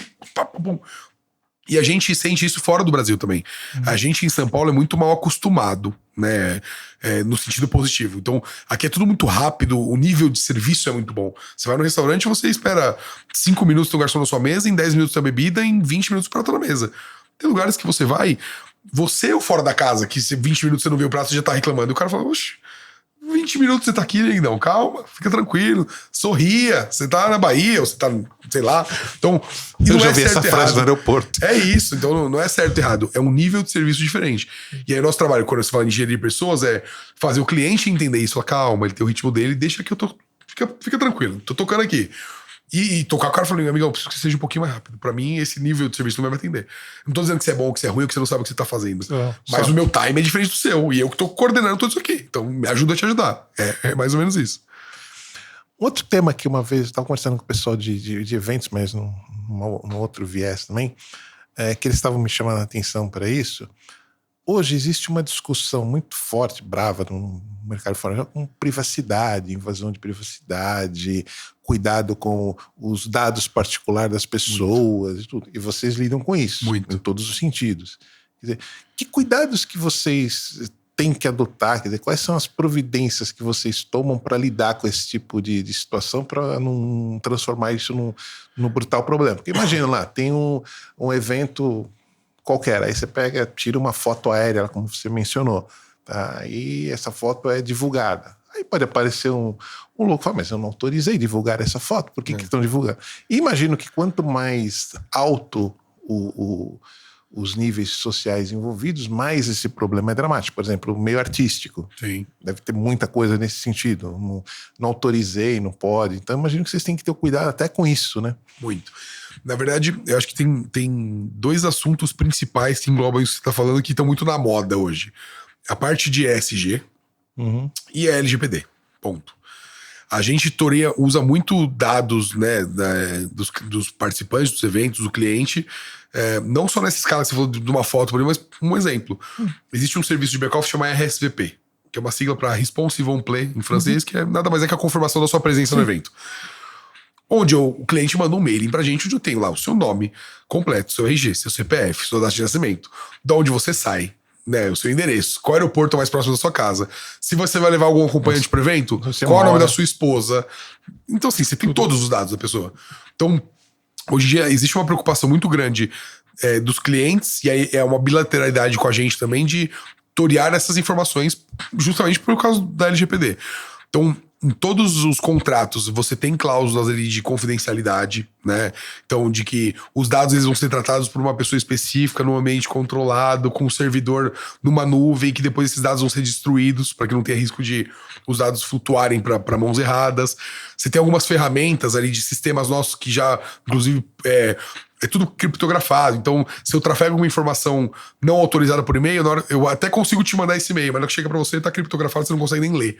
Então, são algumas ferramentas que a gente fez investimentos nesse caso. Ferramentas próprias de vocês. Porque é uma obrigatoriedade do cliente, né? Hoje em dia, quando a gente fala, de novo, pelo tipo de cliente que você atua, são sempre grandes empresas de grande porte, eles têm uma preocupação muito grande com isso. Então, a gente, enquanto fornecedor, né, e parceiros, a gente participa de treinamentos. Então, antes de eu fechar eu nem fechei o contrato com você, eu tô fechando uma possível parceria. Então, eles vão me homologar como um fornecedor de eventos deles, por exemplo. Você faz uma série de treinamentos, você preenche uma série de documentações ali sobre confidencialidade, sobre ESG, sobre LGPD, sobre divulgações de dados frágeis, enfim. Então, são feitos várias escalas ali de acordo com cada tipo de cliente. Tem cliente que é um pouco mais, ok, assina isso aqui. Tem um cliente que nem fala sobre esse assunto e confia que a gente faz a tratativa dessa forma. E tem um cliente que você tem que botar. Quem são as pessoas envolvidas nesse projeto? É o João, a Maria e o Roberto. Então traz o cara aqui, ele vai fazer um treinamento com a minha área de LGPD, com o meu jurídico, ou com o cara que cuida de compliance aqui dentro. Ele vai fazer um treinamento para ele poder fazer. E aí estuda a vinculada de compliance. Então, por exemplo, os clientes, eles hoje em dia têm batido muito nessa tecla sobre a questão de da tratativa do dinheiro dele, né? Onde ele está investindo o dinheiro dele, o que ele pode ou ele não pode fazer, onde ele pode ou não pode aplicar dinheiro. Principalmente no ramo de farma, isso é muito forte. Existem algumas instruções normativas aí dos órgãos que controlam o que eles podem e não podem fazer, como eles podem ou não incentivar os médicos, então, no caso. Então, e aí a gente, como agência, tem que seguir o compliance. Então o cara fala, eu tô te levando, doutor Osmar, tô te levando para um congresso médico nos Estados Unidos. Eu só viajo executiva. Não. O patrocínio que o senhor recebeu é o patrocínio de um voo aqui. Se o senhor quer executivo, o senhor pode fazer um upgrade pagando do seu bolso, o senhor pode ir pra onde você quiser. Eu quero levar minha mulher comigo. Não, é um evento técnico. É um evento científico. Você tá indo lá pra aprender, você não tá indo de férias. No passado isso era bem bagunçado. Então, os laboratórios, né, faziam e aconteciam junto com os médicos de modo geral. E aí vinha algumas instruções normativas que hoje em dia, assim, as equipes lá na agência eles passam por treinamentos semestrais sobre o que pode, não pode, sobre compliance, sobre LGPD, os dados dos médicos, para onde vão, para onde não vão, como eles são tratados quando acaba o evento. Então, é um ponto de observância muito grande, de modo geral. E aí também essa parte de ESG que eu falei que também tem cada vez mais. Então, a gente tem feito alguns investimentos. Então, vou te dar um exemplo. Hoje, a gente trabalha com alguns parceiros que toda a parte de cenografia, então aquela parte estrutural que eu tenho lona impressa, esticada na madeira, enfim, aquela parte bem visual ali do evento, se não tudo, mas 80% do que é utilizado de material é reutilizado. Então, você não tem descarte, você não gera lixo. Então, por quê? Para alguns clientes isso é um diferencial. Eu falo, então, a minha agência, ela olha para SG igual você olha. Então, eu também penso nisso, descarte de modo correto, reciclagem de material, a reutilização de coisas. Então, a gente vai dar uma mochila, o cliente quer dar um brinde lá no final do evento, que é uma mochila. Putz, vamos trabalhar com essa aqui, a mochila com material de reflorestamento e tal, é uma ONG que faz... E o cliente fala, putz, isso é legal, me interessa, quero fazer. Então é mais do que você comprar a mochila, mandar personalizar e entregar. Então são alguns pontos que também a gente usa, que são importantes, né, socialmente falando, mas que são diferenciais pra gente também. Então o cliente se sente seguro em falar, não, peraí, essa empresa aqui, o LGPD é um assunto que é comum pra todo mundo. Ninguém fala, o que é isso? Não, tá todo mundo sabendo. Compliance, todo mundo sabe o que funciona, como não funciona. Acontece, às vezes, o cliente pedir algumas coisas pra gente e fala, mas eu não vou esbarrar em compliance? Não, porque isso tem uma autorização pra fazer por causa disso. Ok. Então o cliente ter essa consultoria também é legal. Antecipa a questão. Isso pode dar um problema pra gente, né? Não pode, nesse caso não. Ou, putz, é verdade, né? Não pode. Então é bem controlado. Eu lembro que no passado, essas normas novas, normas de compliance, LGPD, são coisas que, assim, dependendo de como você olha, você acha que é uma brutal bobagem, chatice e tudo, mas regularam alguns mercados e algumas atividades. Você estava falando, por exemplo, de médicos e área de saúde. Eu lembro que há muitos anos atrás, eu fui convidado para ir para um cruzeiro, tá?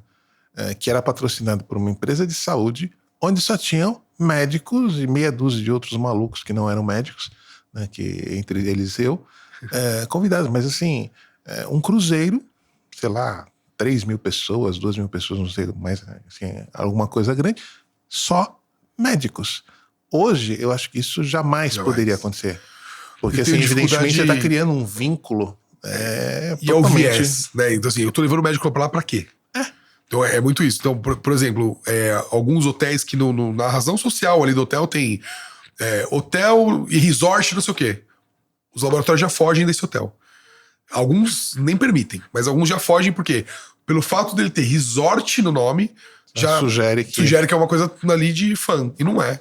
Então, até isso é uma coisa que alguns hotéis trabalham, às vezes, com dois CNPJs, porque para laboratórios, por exemplo, se você entrar com uma nota de pagamento, com uma descrição de resort, você vai esbarrar em compliance. Mas você precisa provar para os caras que não. Os caras ficaram na sala do hotel, tiveram, né, um palestrante para falar de temas científicos e acabou. Então, qualquer tipo de premiação que você vai dar, você não pode dar nenhum tipo de premiação em dinheiro. Você vai dar algum gift, algum presente ali de boas-vindas ou de tchau ali, nada de valor expressivo. Então, normalmente é coisa de comer, é uma caixinha de macarrão, um bem casado, né, que eles fazem pra evento. É tudo assim, normalmente é coisa... Porque eu não posso ter Simbólico. valor agregado, né? Então... Simbólico, né? Nada, assim. Então... É uma canetinha meio descartável. É isso, é um Moleskine com o nome do... Então eu não posso... Porque eles nada ali tá sendo pra favorecer o laboratório, o medicamento. É pra cunho científico. Então hoje em dia é muito bem regulado. Mas para outros ramos de atuação de outros clientes também isso acontece muito. Então, até o compliance ele bate muito de se a verba que está sendo utilizada do modo correto, com a comprovação dessas coisas todas. Então, não posso chegar lá e falar que o aéreo custou 50 mil. Peraí. Então você me mostra que você pagou uma fatura de 50 mil. Se você mostrou que você pagou uma fatura, tá tudo bem. Mas eu quero ver. Então, antigamente isso era muito mais... Vamos que vamos. Né? Então, hoje em dia é um controle que a gente tem. Então, a minha área financeira hoje na agência, por exemplo, eu tenho um back-office de 9 pessoas hoje do financeiro, que basicamente, entre a parte de faturamento, contabilidade, né, as questões internas da agência. Não, mas eu tenho 4 ou 5 pessoas diretamente envolvidas com essa parte de austeridade financeira. Então é mostrar para o cliente, você me pagou tanto, eu gastei tanto, isso aqui é minha margem de lucro, que foi negociado no começo, né? O quanto eu vou cobrar de honorários aí para agenciar tudo para você.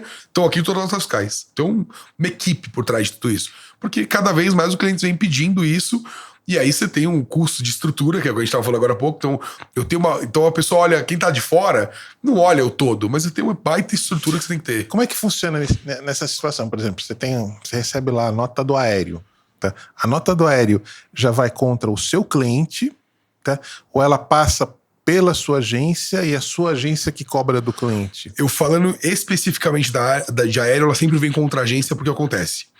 Para você poder emitir aéreo com alguns descontos, com uma conexão melhor com as companhias aéreas, para você ter um negócio chamado IATA, que é o que te habilita para emitir o aéreo. Então, ou você tem o aéreo, ou você trabalha com um parceiro que tem esse IATA que faz emissão para você. Então, tem alguns grandes dealers aí no mercado que atuam para várias agências que fazem esse tipo de atuação, ou você tem o seu IATA próprio para você poder fazer emissão de aéreo.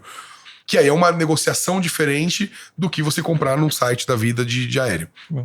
Quando eu falo de outros serviços, hotel, equipamentos, eu tenho os dois cenários. Tem cliente que prefere que o fornecedor fature direto contra ele, e pra gente é indiferente.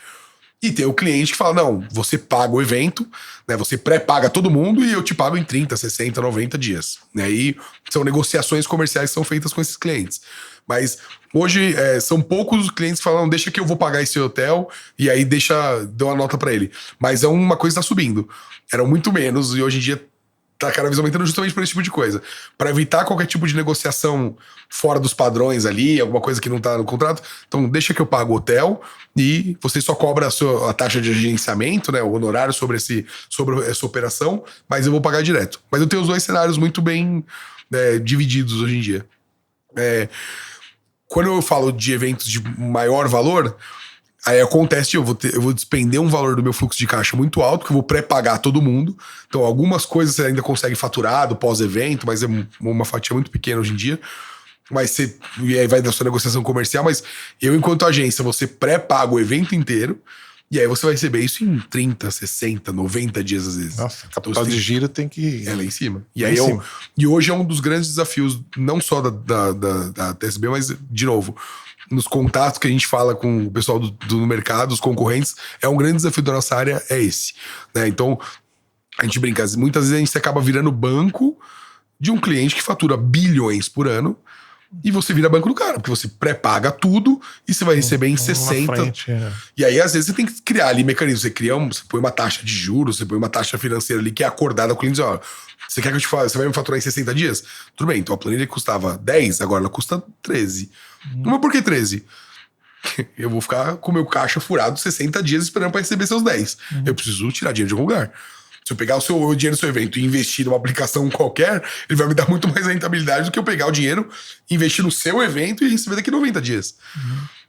E isso acontece também porque tem cliente, infelizmente, que usa disso a favor dele. Então tem cliente que fala, não, meu prazo é 120 dias. Quer trabalhar para mim?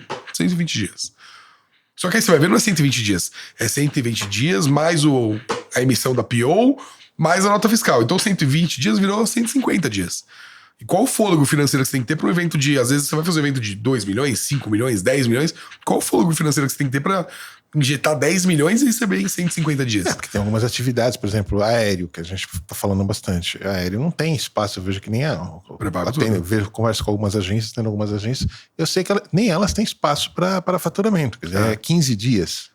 E quando é uma negociação muito agressiva, é 20 dias. Assim, quando você tem um volume muito grande, enfim, aí você consegue algumas coisas. Exatamente. Fora isso, hotelaria, a mesma coisa. Quer dizer, o cara não vai bloquear um hotel, fechar um hotel, falar, não, tá bom, você me paga lá depois do evento. Nunca. O cara fala, não, paga 100% às vezes deixa na frente. Residual ali, você fala, você me paga 70% e os 30%, e aí, de novo, vai muito da sua negociação e sua relação com os hotéis. Então, hoje, a gente consegue, quando eu falo de hotelaria, eu consigo trazer alguns clientes, alguns fornecedores ali que eu tenho uma parceria e falo, não, eu não vou te pagar 100% à vista, você sabe como funciona a minha vida. E o cliente vai me pagar em 30, 60 dias. Então vamos negociar aí você aqui, eu te pré-pago 70% e o resto pós-evento, junto com os extras que surgirem, ou eu te pago agora 100% e aí os extras pós-evento, não preciso deixar sinalização de nada. Mas aí vai muito do volume que você tem com aquele hotel e, enfim, com aquela rede de hotéis, principalmente. Pelo tipo de evento e também pela qualidade que a gente entrega, é muito difícil trabalhar com hotel que não seja de rede, né? Então a gente sempre trabalha com hotéis das redes mundiais, aí, as grandes redes, e aí às vezes você consegue uma negociação diferenciada, mas no geral, eu diria, dá pra dizer que 20% só você vai faturar, o resto todo do evento você pré-paga. E aí você vai receber isso em 30, 60, 90, 150 dias às vezes. Então, um grande desafio nosso é esse capital de giro, né? E aí, além disso, você tem toda uma estrutura para poder atender com a melhor eficiência possível para o cliente. Como foi o exemplo do financeiro, você tem lá 4 pessoas, você paga o salário das pessoas, você paga a estrutura, né, conjuntura toda da pessoa estar dentro da empresa, e ela trabalha ali para emitir nota, receber nota, verificar valores, negociar prazos e negociar pagamento. Então é um pacote ali e fica bem caro. Tem um custo financeiro envolvido, mas como você tem um contrato para o evento firmado, normalmente uma grande corporação e tudo, eventualmente você consegue até antecipar esse capital, mas tem um custo financeiro, inequivocamente. Sim. Você consegue trabalhar com risco sacado e você paga uma taxa por isso. Exatamente, paga uma taxa mais alta, mais baixa. Aí vai do banco. Vai do banco, das partes envolvidas. Acho que na conjuntura atual tá meio alta. Bem alta, inclusive. Tá bem alta. A gente tem, então, acontece muito isso. E aí também uma tendência, o nosso mercado, ele roda muito rápido, né? Se eu voltar no mercado de eventos antes da pandemia, ele é totalmente diferente. Algumas coisas óbvias são iguais, mas ele é totalmente diferente do mercado de agora. E a pergunta que a gente se faz, vou dar um exemplo, você era uma concorrente minha aí que eu conheço de mercado e tal, e a gente se encontra em algum hotel, faz um jantar lá para todos os heads das agências e tal, a gente se encontra, a gente se olha, é automático. É até engraçado. A primeira coisa que a gente fala, o que tá acontecendo com o mercado? Porque ele tá em constante mudança, né? Em constante variação. Mas o que muda do mercado? O que tá acontecendo? É muito mais assim, no sentido de o poder de decisão dos clientes, quem é o tomador de decisão dentro do cliente final. Então, um exemplo que eu sempre dou. As áreas de marketing, né? Até a questão da pandemia, as empresas reduziram o quadro de funcionários e tudo mais. Uhum. Muitas áreas de marketing elas foram absorvidas pela área de compras, por exemplo, cara de supply. E às vezes o que acontece, o cara ele compra papel higiênico, parafuso e evento para ele. Tanto faz. O que importa é a última linha da planilha. Então, eu, você e o João na concorrência. A minha planilha deu 100 mil, a sua deu 105, a dele deu 110. Eu ganhei o evento. Mas a pessoa que tá comprando o evento, ela não tem o know-how técnico de entender que o que eu tô te oferecendo, sei lá, o painel que eu tô te dando é um painel de LED, você tá considerando uma projeção, uma telinha projetada, e ele tá considerando uma televisão. A experiência é a mesma? Não é. Só que o que importa é que a minha planilha tá mais barata. Então, o que a gente costuma brincar é de que ele não compara banana com banana. Ele compara banana com cebola. Não tem comparativo. Eu tenho essa experiência na área jurídica. Tem algumas empresas também que delegaram para as áreas de suprimentos, compras, a contratação de serviços jurídicos, né? Aí, em alguns momentos... Foi até um episódio que aconteceu relativamente recente. Tinha uma situação assim, o departamento de compras que não tinha a menor noção do que estava fazendo, tinha acabado de chegar lá. Me faz o seguinte, me manda uma relação, tá, dos clientes, dos maiores clientes que você atendeu nos últimos 12 meses, volume de faturamento, telefone e contato para referência. Isso. Falei, perfeitamente. Tá? Vou preparar já. fica esperando. Senta e espera. Quer dizer, aí você tem que... É que nesse tipo de situação, às vezes você tem outro canal de interlocução, você volta e tudo, mas esse deslocamento que algumas empresas fazem às vezes, que o teu caso é uma compra técnica também, é uma contratação técnica. Sim. Então é isso, compara banana com laranja. Isso é até engraçado, é interessante você dar esse exemplo, porque é uma coisa que eu jamais imaginava que poderia acontecer no ramo de atuação que você tem, por exemplo. Mas que com a gente acontece exatamente igual. Acontece. Então, às vezes, você tá num processo de homologação com o cliente e você tem que, assim, primeiro provar que você é capaz. Daí tudo bem. Você não me conhece, eu vou me apresentar. Então, você manda uma apresentação de case que você já fez, o que você já fez de novo, a estrutura que você tem, o organograma de pessoas que vão atender ele. Aí vem essa parte do supply. Agora você vai me mandar seu contrato social, você vai mandar suas referências bancárias, suas referências comerciais. Eu quero o telefone de 3 clientes seus para eu ligar para eles e perguntar o que vocês têm para falar da TSB. Isso tem cada vez acontecido mais. E pra gente até, se eu pensar no viés comercial, é até positivo. Então acontece muitas vezes de ligarem para alguns clientes que têm várias experiências positivas e falar, fecha com eles, porque assim, eu já trabalho no mercado há tanto tempo e eu nunca fui atendido como eles me atendem.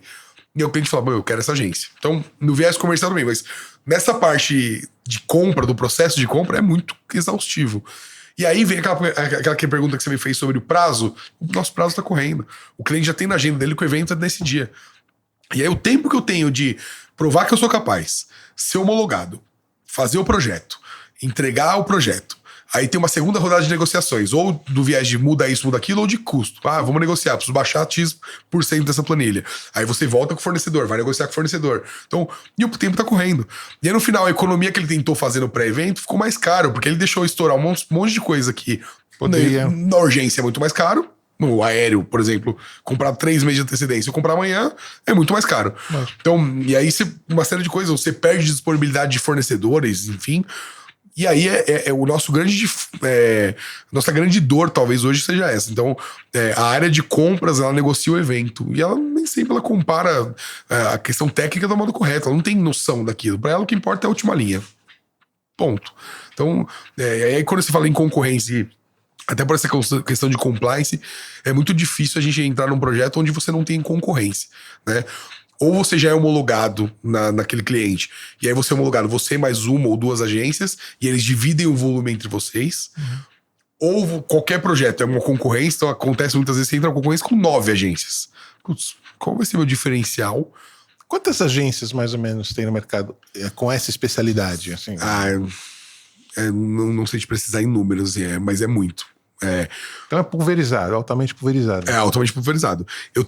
A gente costuma elencar ali que a gente tem 10 agências principais hoje de São Paulo. Porque fora de São Paulo eu tenho poucas agências grandes, né? Eu tenho muitas agências que são parceiras de agências de São Paulo e tal. E eu acho que o grande negócio aqui, até por uma questão de ser um centro comercial, um centro financeiro, acontece muito em São Paulo. E aí você atua no Brasil e no mundo todo, mas você tem 10 agências muito grandes em São Paulo. E quando eu falo muito grandes, não só em termos de estrutura, mas em share de mercado que elas pegam, os clientes que elas atendem. E aí você divide. Então, numa concorrência, por exemplo, para o incentivo, eu sempre esbarro ali com as mesmas 4 ou 5 agências. Uma concorrência para uma convenção, eu sempre esbarro ali também com as mesmas 4 ou 5 agências, que não necessariamente são essas 4 ou 5 que eu concorro no incentivo, mas que estão sempre ali quando eu falo de uma convenção. Vou fazer um stand, né, numa feira. Eu sempre esbarro ali com as mesmas agências. Mas sempre tem uma ou outra que, assim... Às vezes o cliente fala, não, eu tô orçando com você, com a X e com a agência tal. Você fala, quem? Nunca ouvi falar dessa agência. E eu tô no mercado há sei lá quanto tempo. Como é que esse cara vai concorrer comigo? O que ele vai te apresentar? E aí, às vezes, você ouve o cliente falar, então quem ganhou foi aquela agenciazinha lá que eu te falei. E fala, não é possível. Ele não vai te entregar. Porque eu sei a dor que eu sofri pra chegar aqui. Eu sei o quanto tempo demorou pra eu entender você, entender o que você gosta, como você gosta, o que você aceita, como adequar o seu budget, o que você quer fazer. Ele vai chegar agora aqui, ele tá te oferecendo porque ele quer ter você no portfólio dele. Ele quer dizer, eu atendo esse cliente aqui, ó, ponto. Ele não tem know-how pra fazer, ele não tem equipe técnica pra fazer, ele não tem como ter um preço melhor que o meu, porque basicamente nessa parte de hotel e aéreo, basicamente 10 agências pedindo, o hotel vai passar os 10 preços iguais, né? Não tem muito o que falar. Então, como que ele tá... O que ele tá fazendo de diferente do que eu tô?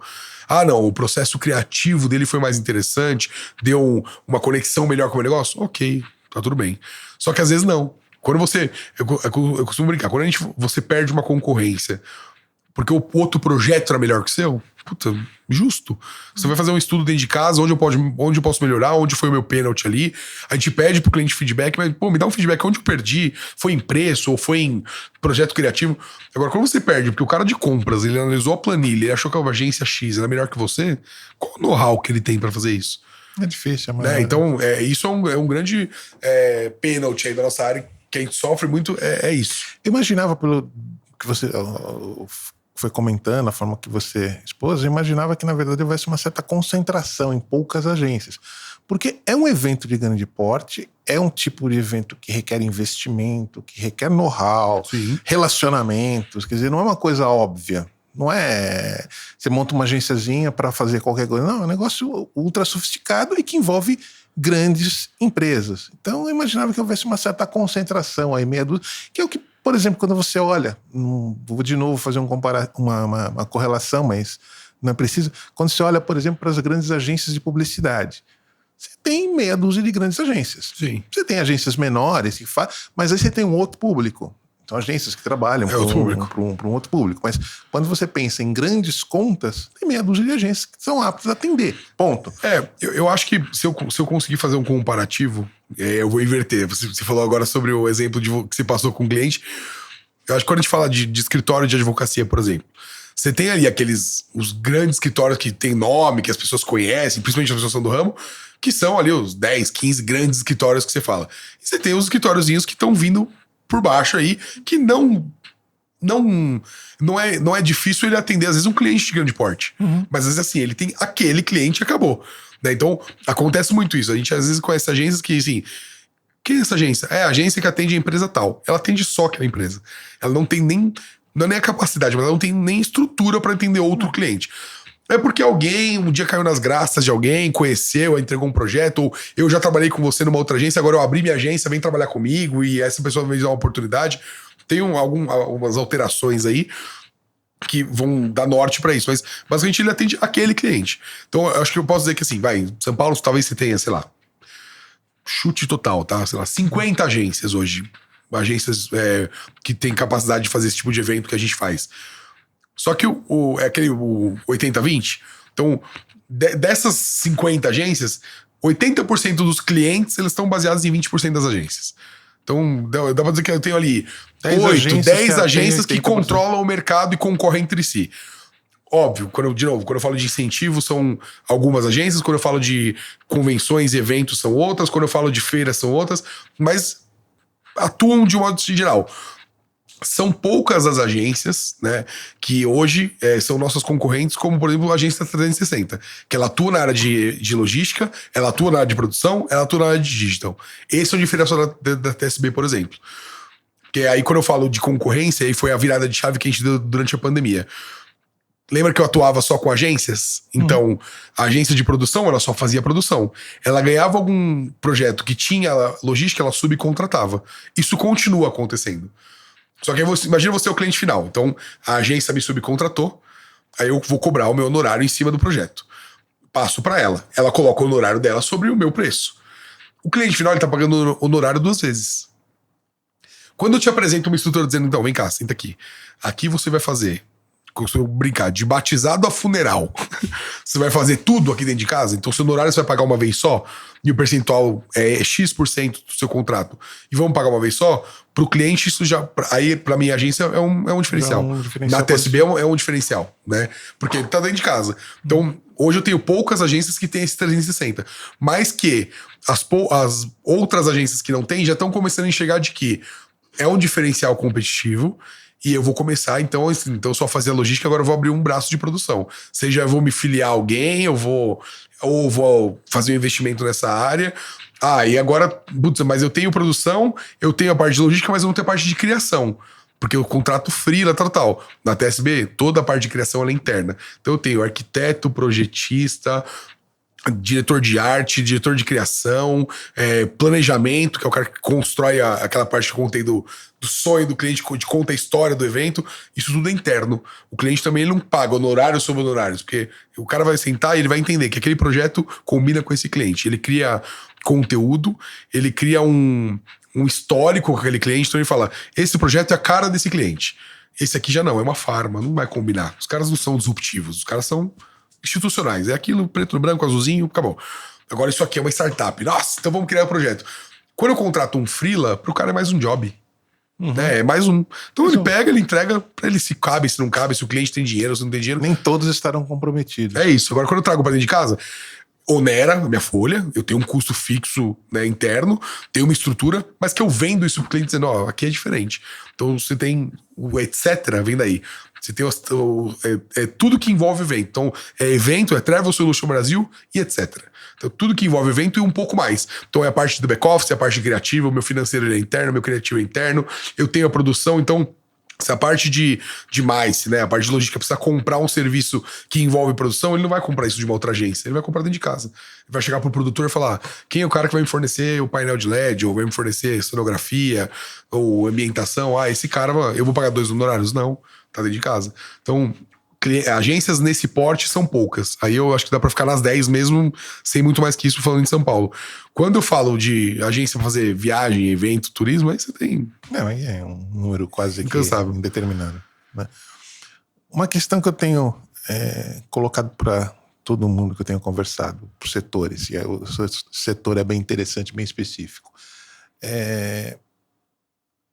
Como é que você, não sei se até que ponto você está acompanhando, como é que você está vendo essa tal reforma tributária que supostamente simplificará o mercado, simplificará as relações empresariais?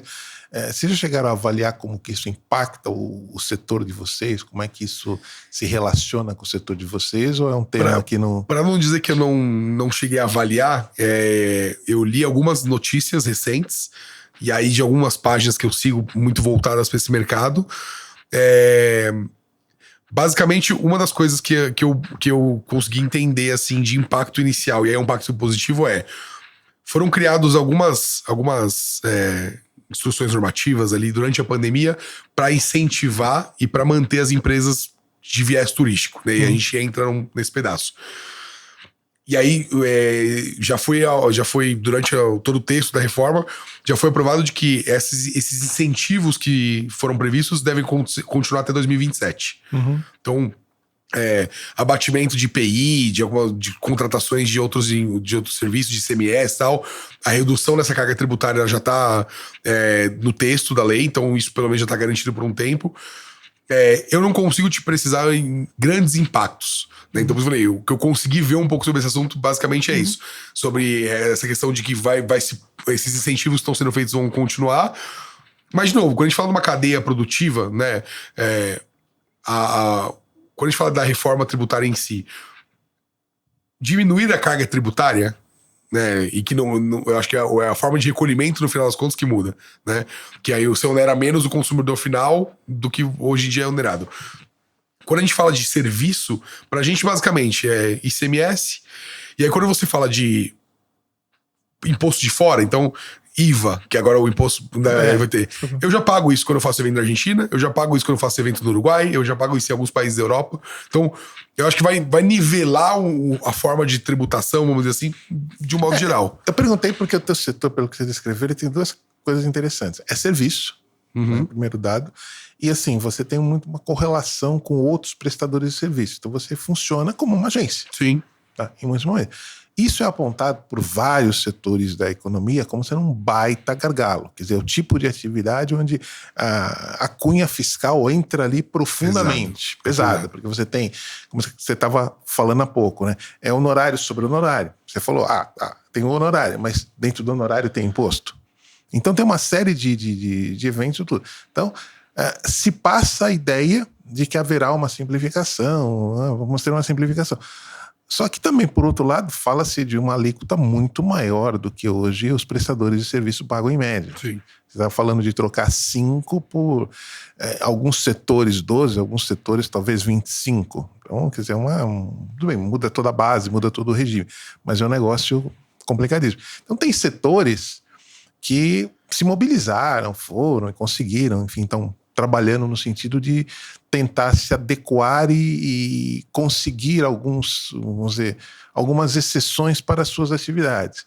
eu não vi nada no setor de turismo, no setor de eventos, enfim, eu tenho observado que é um setor que está... Saiu uma notícia recente, inclusive pela Lagev, que eles publicaram no site deles, de que o Ministério do Turismo lá tinha conseguido, numa reunião que eles foram definidos, postergar os incentivos, né, para essa área, e de que essa discussão da questão de impostos, né, para a prestação de serviços, ela ia ser vinculada ao ganho anual e não mais a número de nota que você emite. Eu não sei se eu estou falando alguma coisa muito besteira, mas... É um projeto. É um projeto ainda. Não tem nada definido Eu sei que existem movimentações nesse sentido, é um mercado muito ativo, até faz parte dos grupos de WhatsApp ali, que o pessoal fala muito sobre, não, vamos votar aqui, que vai surgir um abaixo-assinado, vamos votar.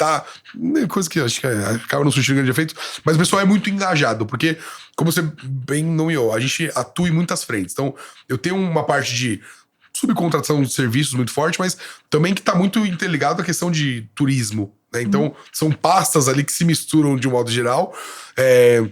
Mas talvez, inclusive, seja um assunto que eu preciso estudar um pouco mais, entender um pouco mais de grandes impactos. Hoje, pra gente, não tem nada latente, assim, que eu falo, não, isso aqui é uma coisa que em um curto espaço de tempo vai mudar. Eu acho que é mais essa questão de tributação, talvez, da forma de recolhimento, é muito oneroso, né? Enquanto está na posição de você olha o macro da empresa, você fala assim, a quantidade de dinheiro que é investido, não, né? Que é despendido para impostos, assim, é surreal. Não, é uma loucura. E aí eu acho que qualquer empresário passa por isso de modo geral, mas quando você faz parte, você fala assim, olha o tanto que eu preciso vender e trabalhar para salvar alguma coisa aqui no final do mês. Porque você despende de imposto, e assim... De novo, você trabalha com empresas grandes, não tem a opção de você não trabalhar dentro da legislação. Não tem como. Né? Isso tá acabando também. Não, é impossível. Então, qualquer artifício que é criado embasado numa brecha da lei, alguma coisa que te favoreça, né? Na forma de recolhimento, a nota fiscal de uma empresa, um tipo de negócio, o imposto é maior do que o tipo de outro. Então, quando eu falo em produção e na parte de mais, os impostos são diferentes. Então, como eu tenho dentro de uma holding, eu tenho 2 CNPJs, mas acontece de uma empresa fornecer serviço para outra, para que dessa forma eu não onere do imposto, né? E isso eu não preciso repassar essa diferença de imposto para o cliente final. Porque às vezes o cliente final ele vai pegar a nota de uma outra agência que só trabalha com um dos temas, e aí ele vai ter um imposto mais barato. Então eu não posso, falando em concorrência, eu não posso onerar o cliente final. Então às vezes a gente acontece internamente de fazer isso, mas são gatilhos que a gente precisa estar sempre atuando, porque, de novo, você trabalha com um tipo de cliente que eu preciso estar com tudo dentro dos parâmetros e precisa ser rentável o negócio. Qualquer empresa, é para isso que ela existe, é para ser rentável, né? Então, achar esses artifícios para tentar minimizar esses impactos. Maravilha. Marcel, super obrigado. Foi bem enriquecedor. Aprendi muito sobre o setor, porque confesso que não tinha a menor ideia de como era essa dinâmica. Quer dizer, você entende, mas você tem uma visão de fora, assim, olhando, consegue imaginar, fazer algumas correlações, mas assim, eu nunca imaginava como que era essa dinâmica, como que isso funcionava na nível prática. Acho que para os nossos seguidores ouvintes vai ser bem interessante conhecer isso. Super obrigado. Eu que agradeço a oportunidade, foi um bate-papo bem bacana. É difícil quando a gente... É bem engraçado essa oportunidade, porque você fala uma coisa que pra gente é tão comum no dia a dia, e aí você conseguir traduzir isso de modo que as pessoas consigam entender um pouquinho e ter justamente essa relação. Porque às vezes a imagem que as pessoas têm é uma coisa muito superficial, então se aprofundar é bem bacana, foi uma experiência bem legal, assim, então espero que as pessoas aí consigam... E uma coisa bem legal é que você fala do assunto com muita empolgação, com muita emoção. É muito legal você ver isso, assim, essa conduta no meio profissional. Tem pessoas que tratam os negócios de uma maneira assim, é mais um negócio, eu tô lá, não sei o quê. E você fala com vibração. Sim. É muito legal. Acho que você gosta muito. É uma coisa que eu gosto muito, e a gente costuma brincar de que depois que o bichinho pica, você não consegue sair dessa área. Então, por mais que você mude a função, mude o cargo ali, você tá sempre envolvido num pouquinho de botar a mão, é uma coisa que realmente eu sou apaixonado pelo que eu faço. Imagino que seja super legal. Obrigado mesmo. Valeu. Obrigado.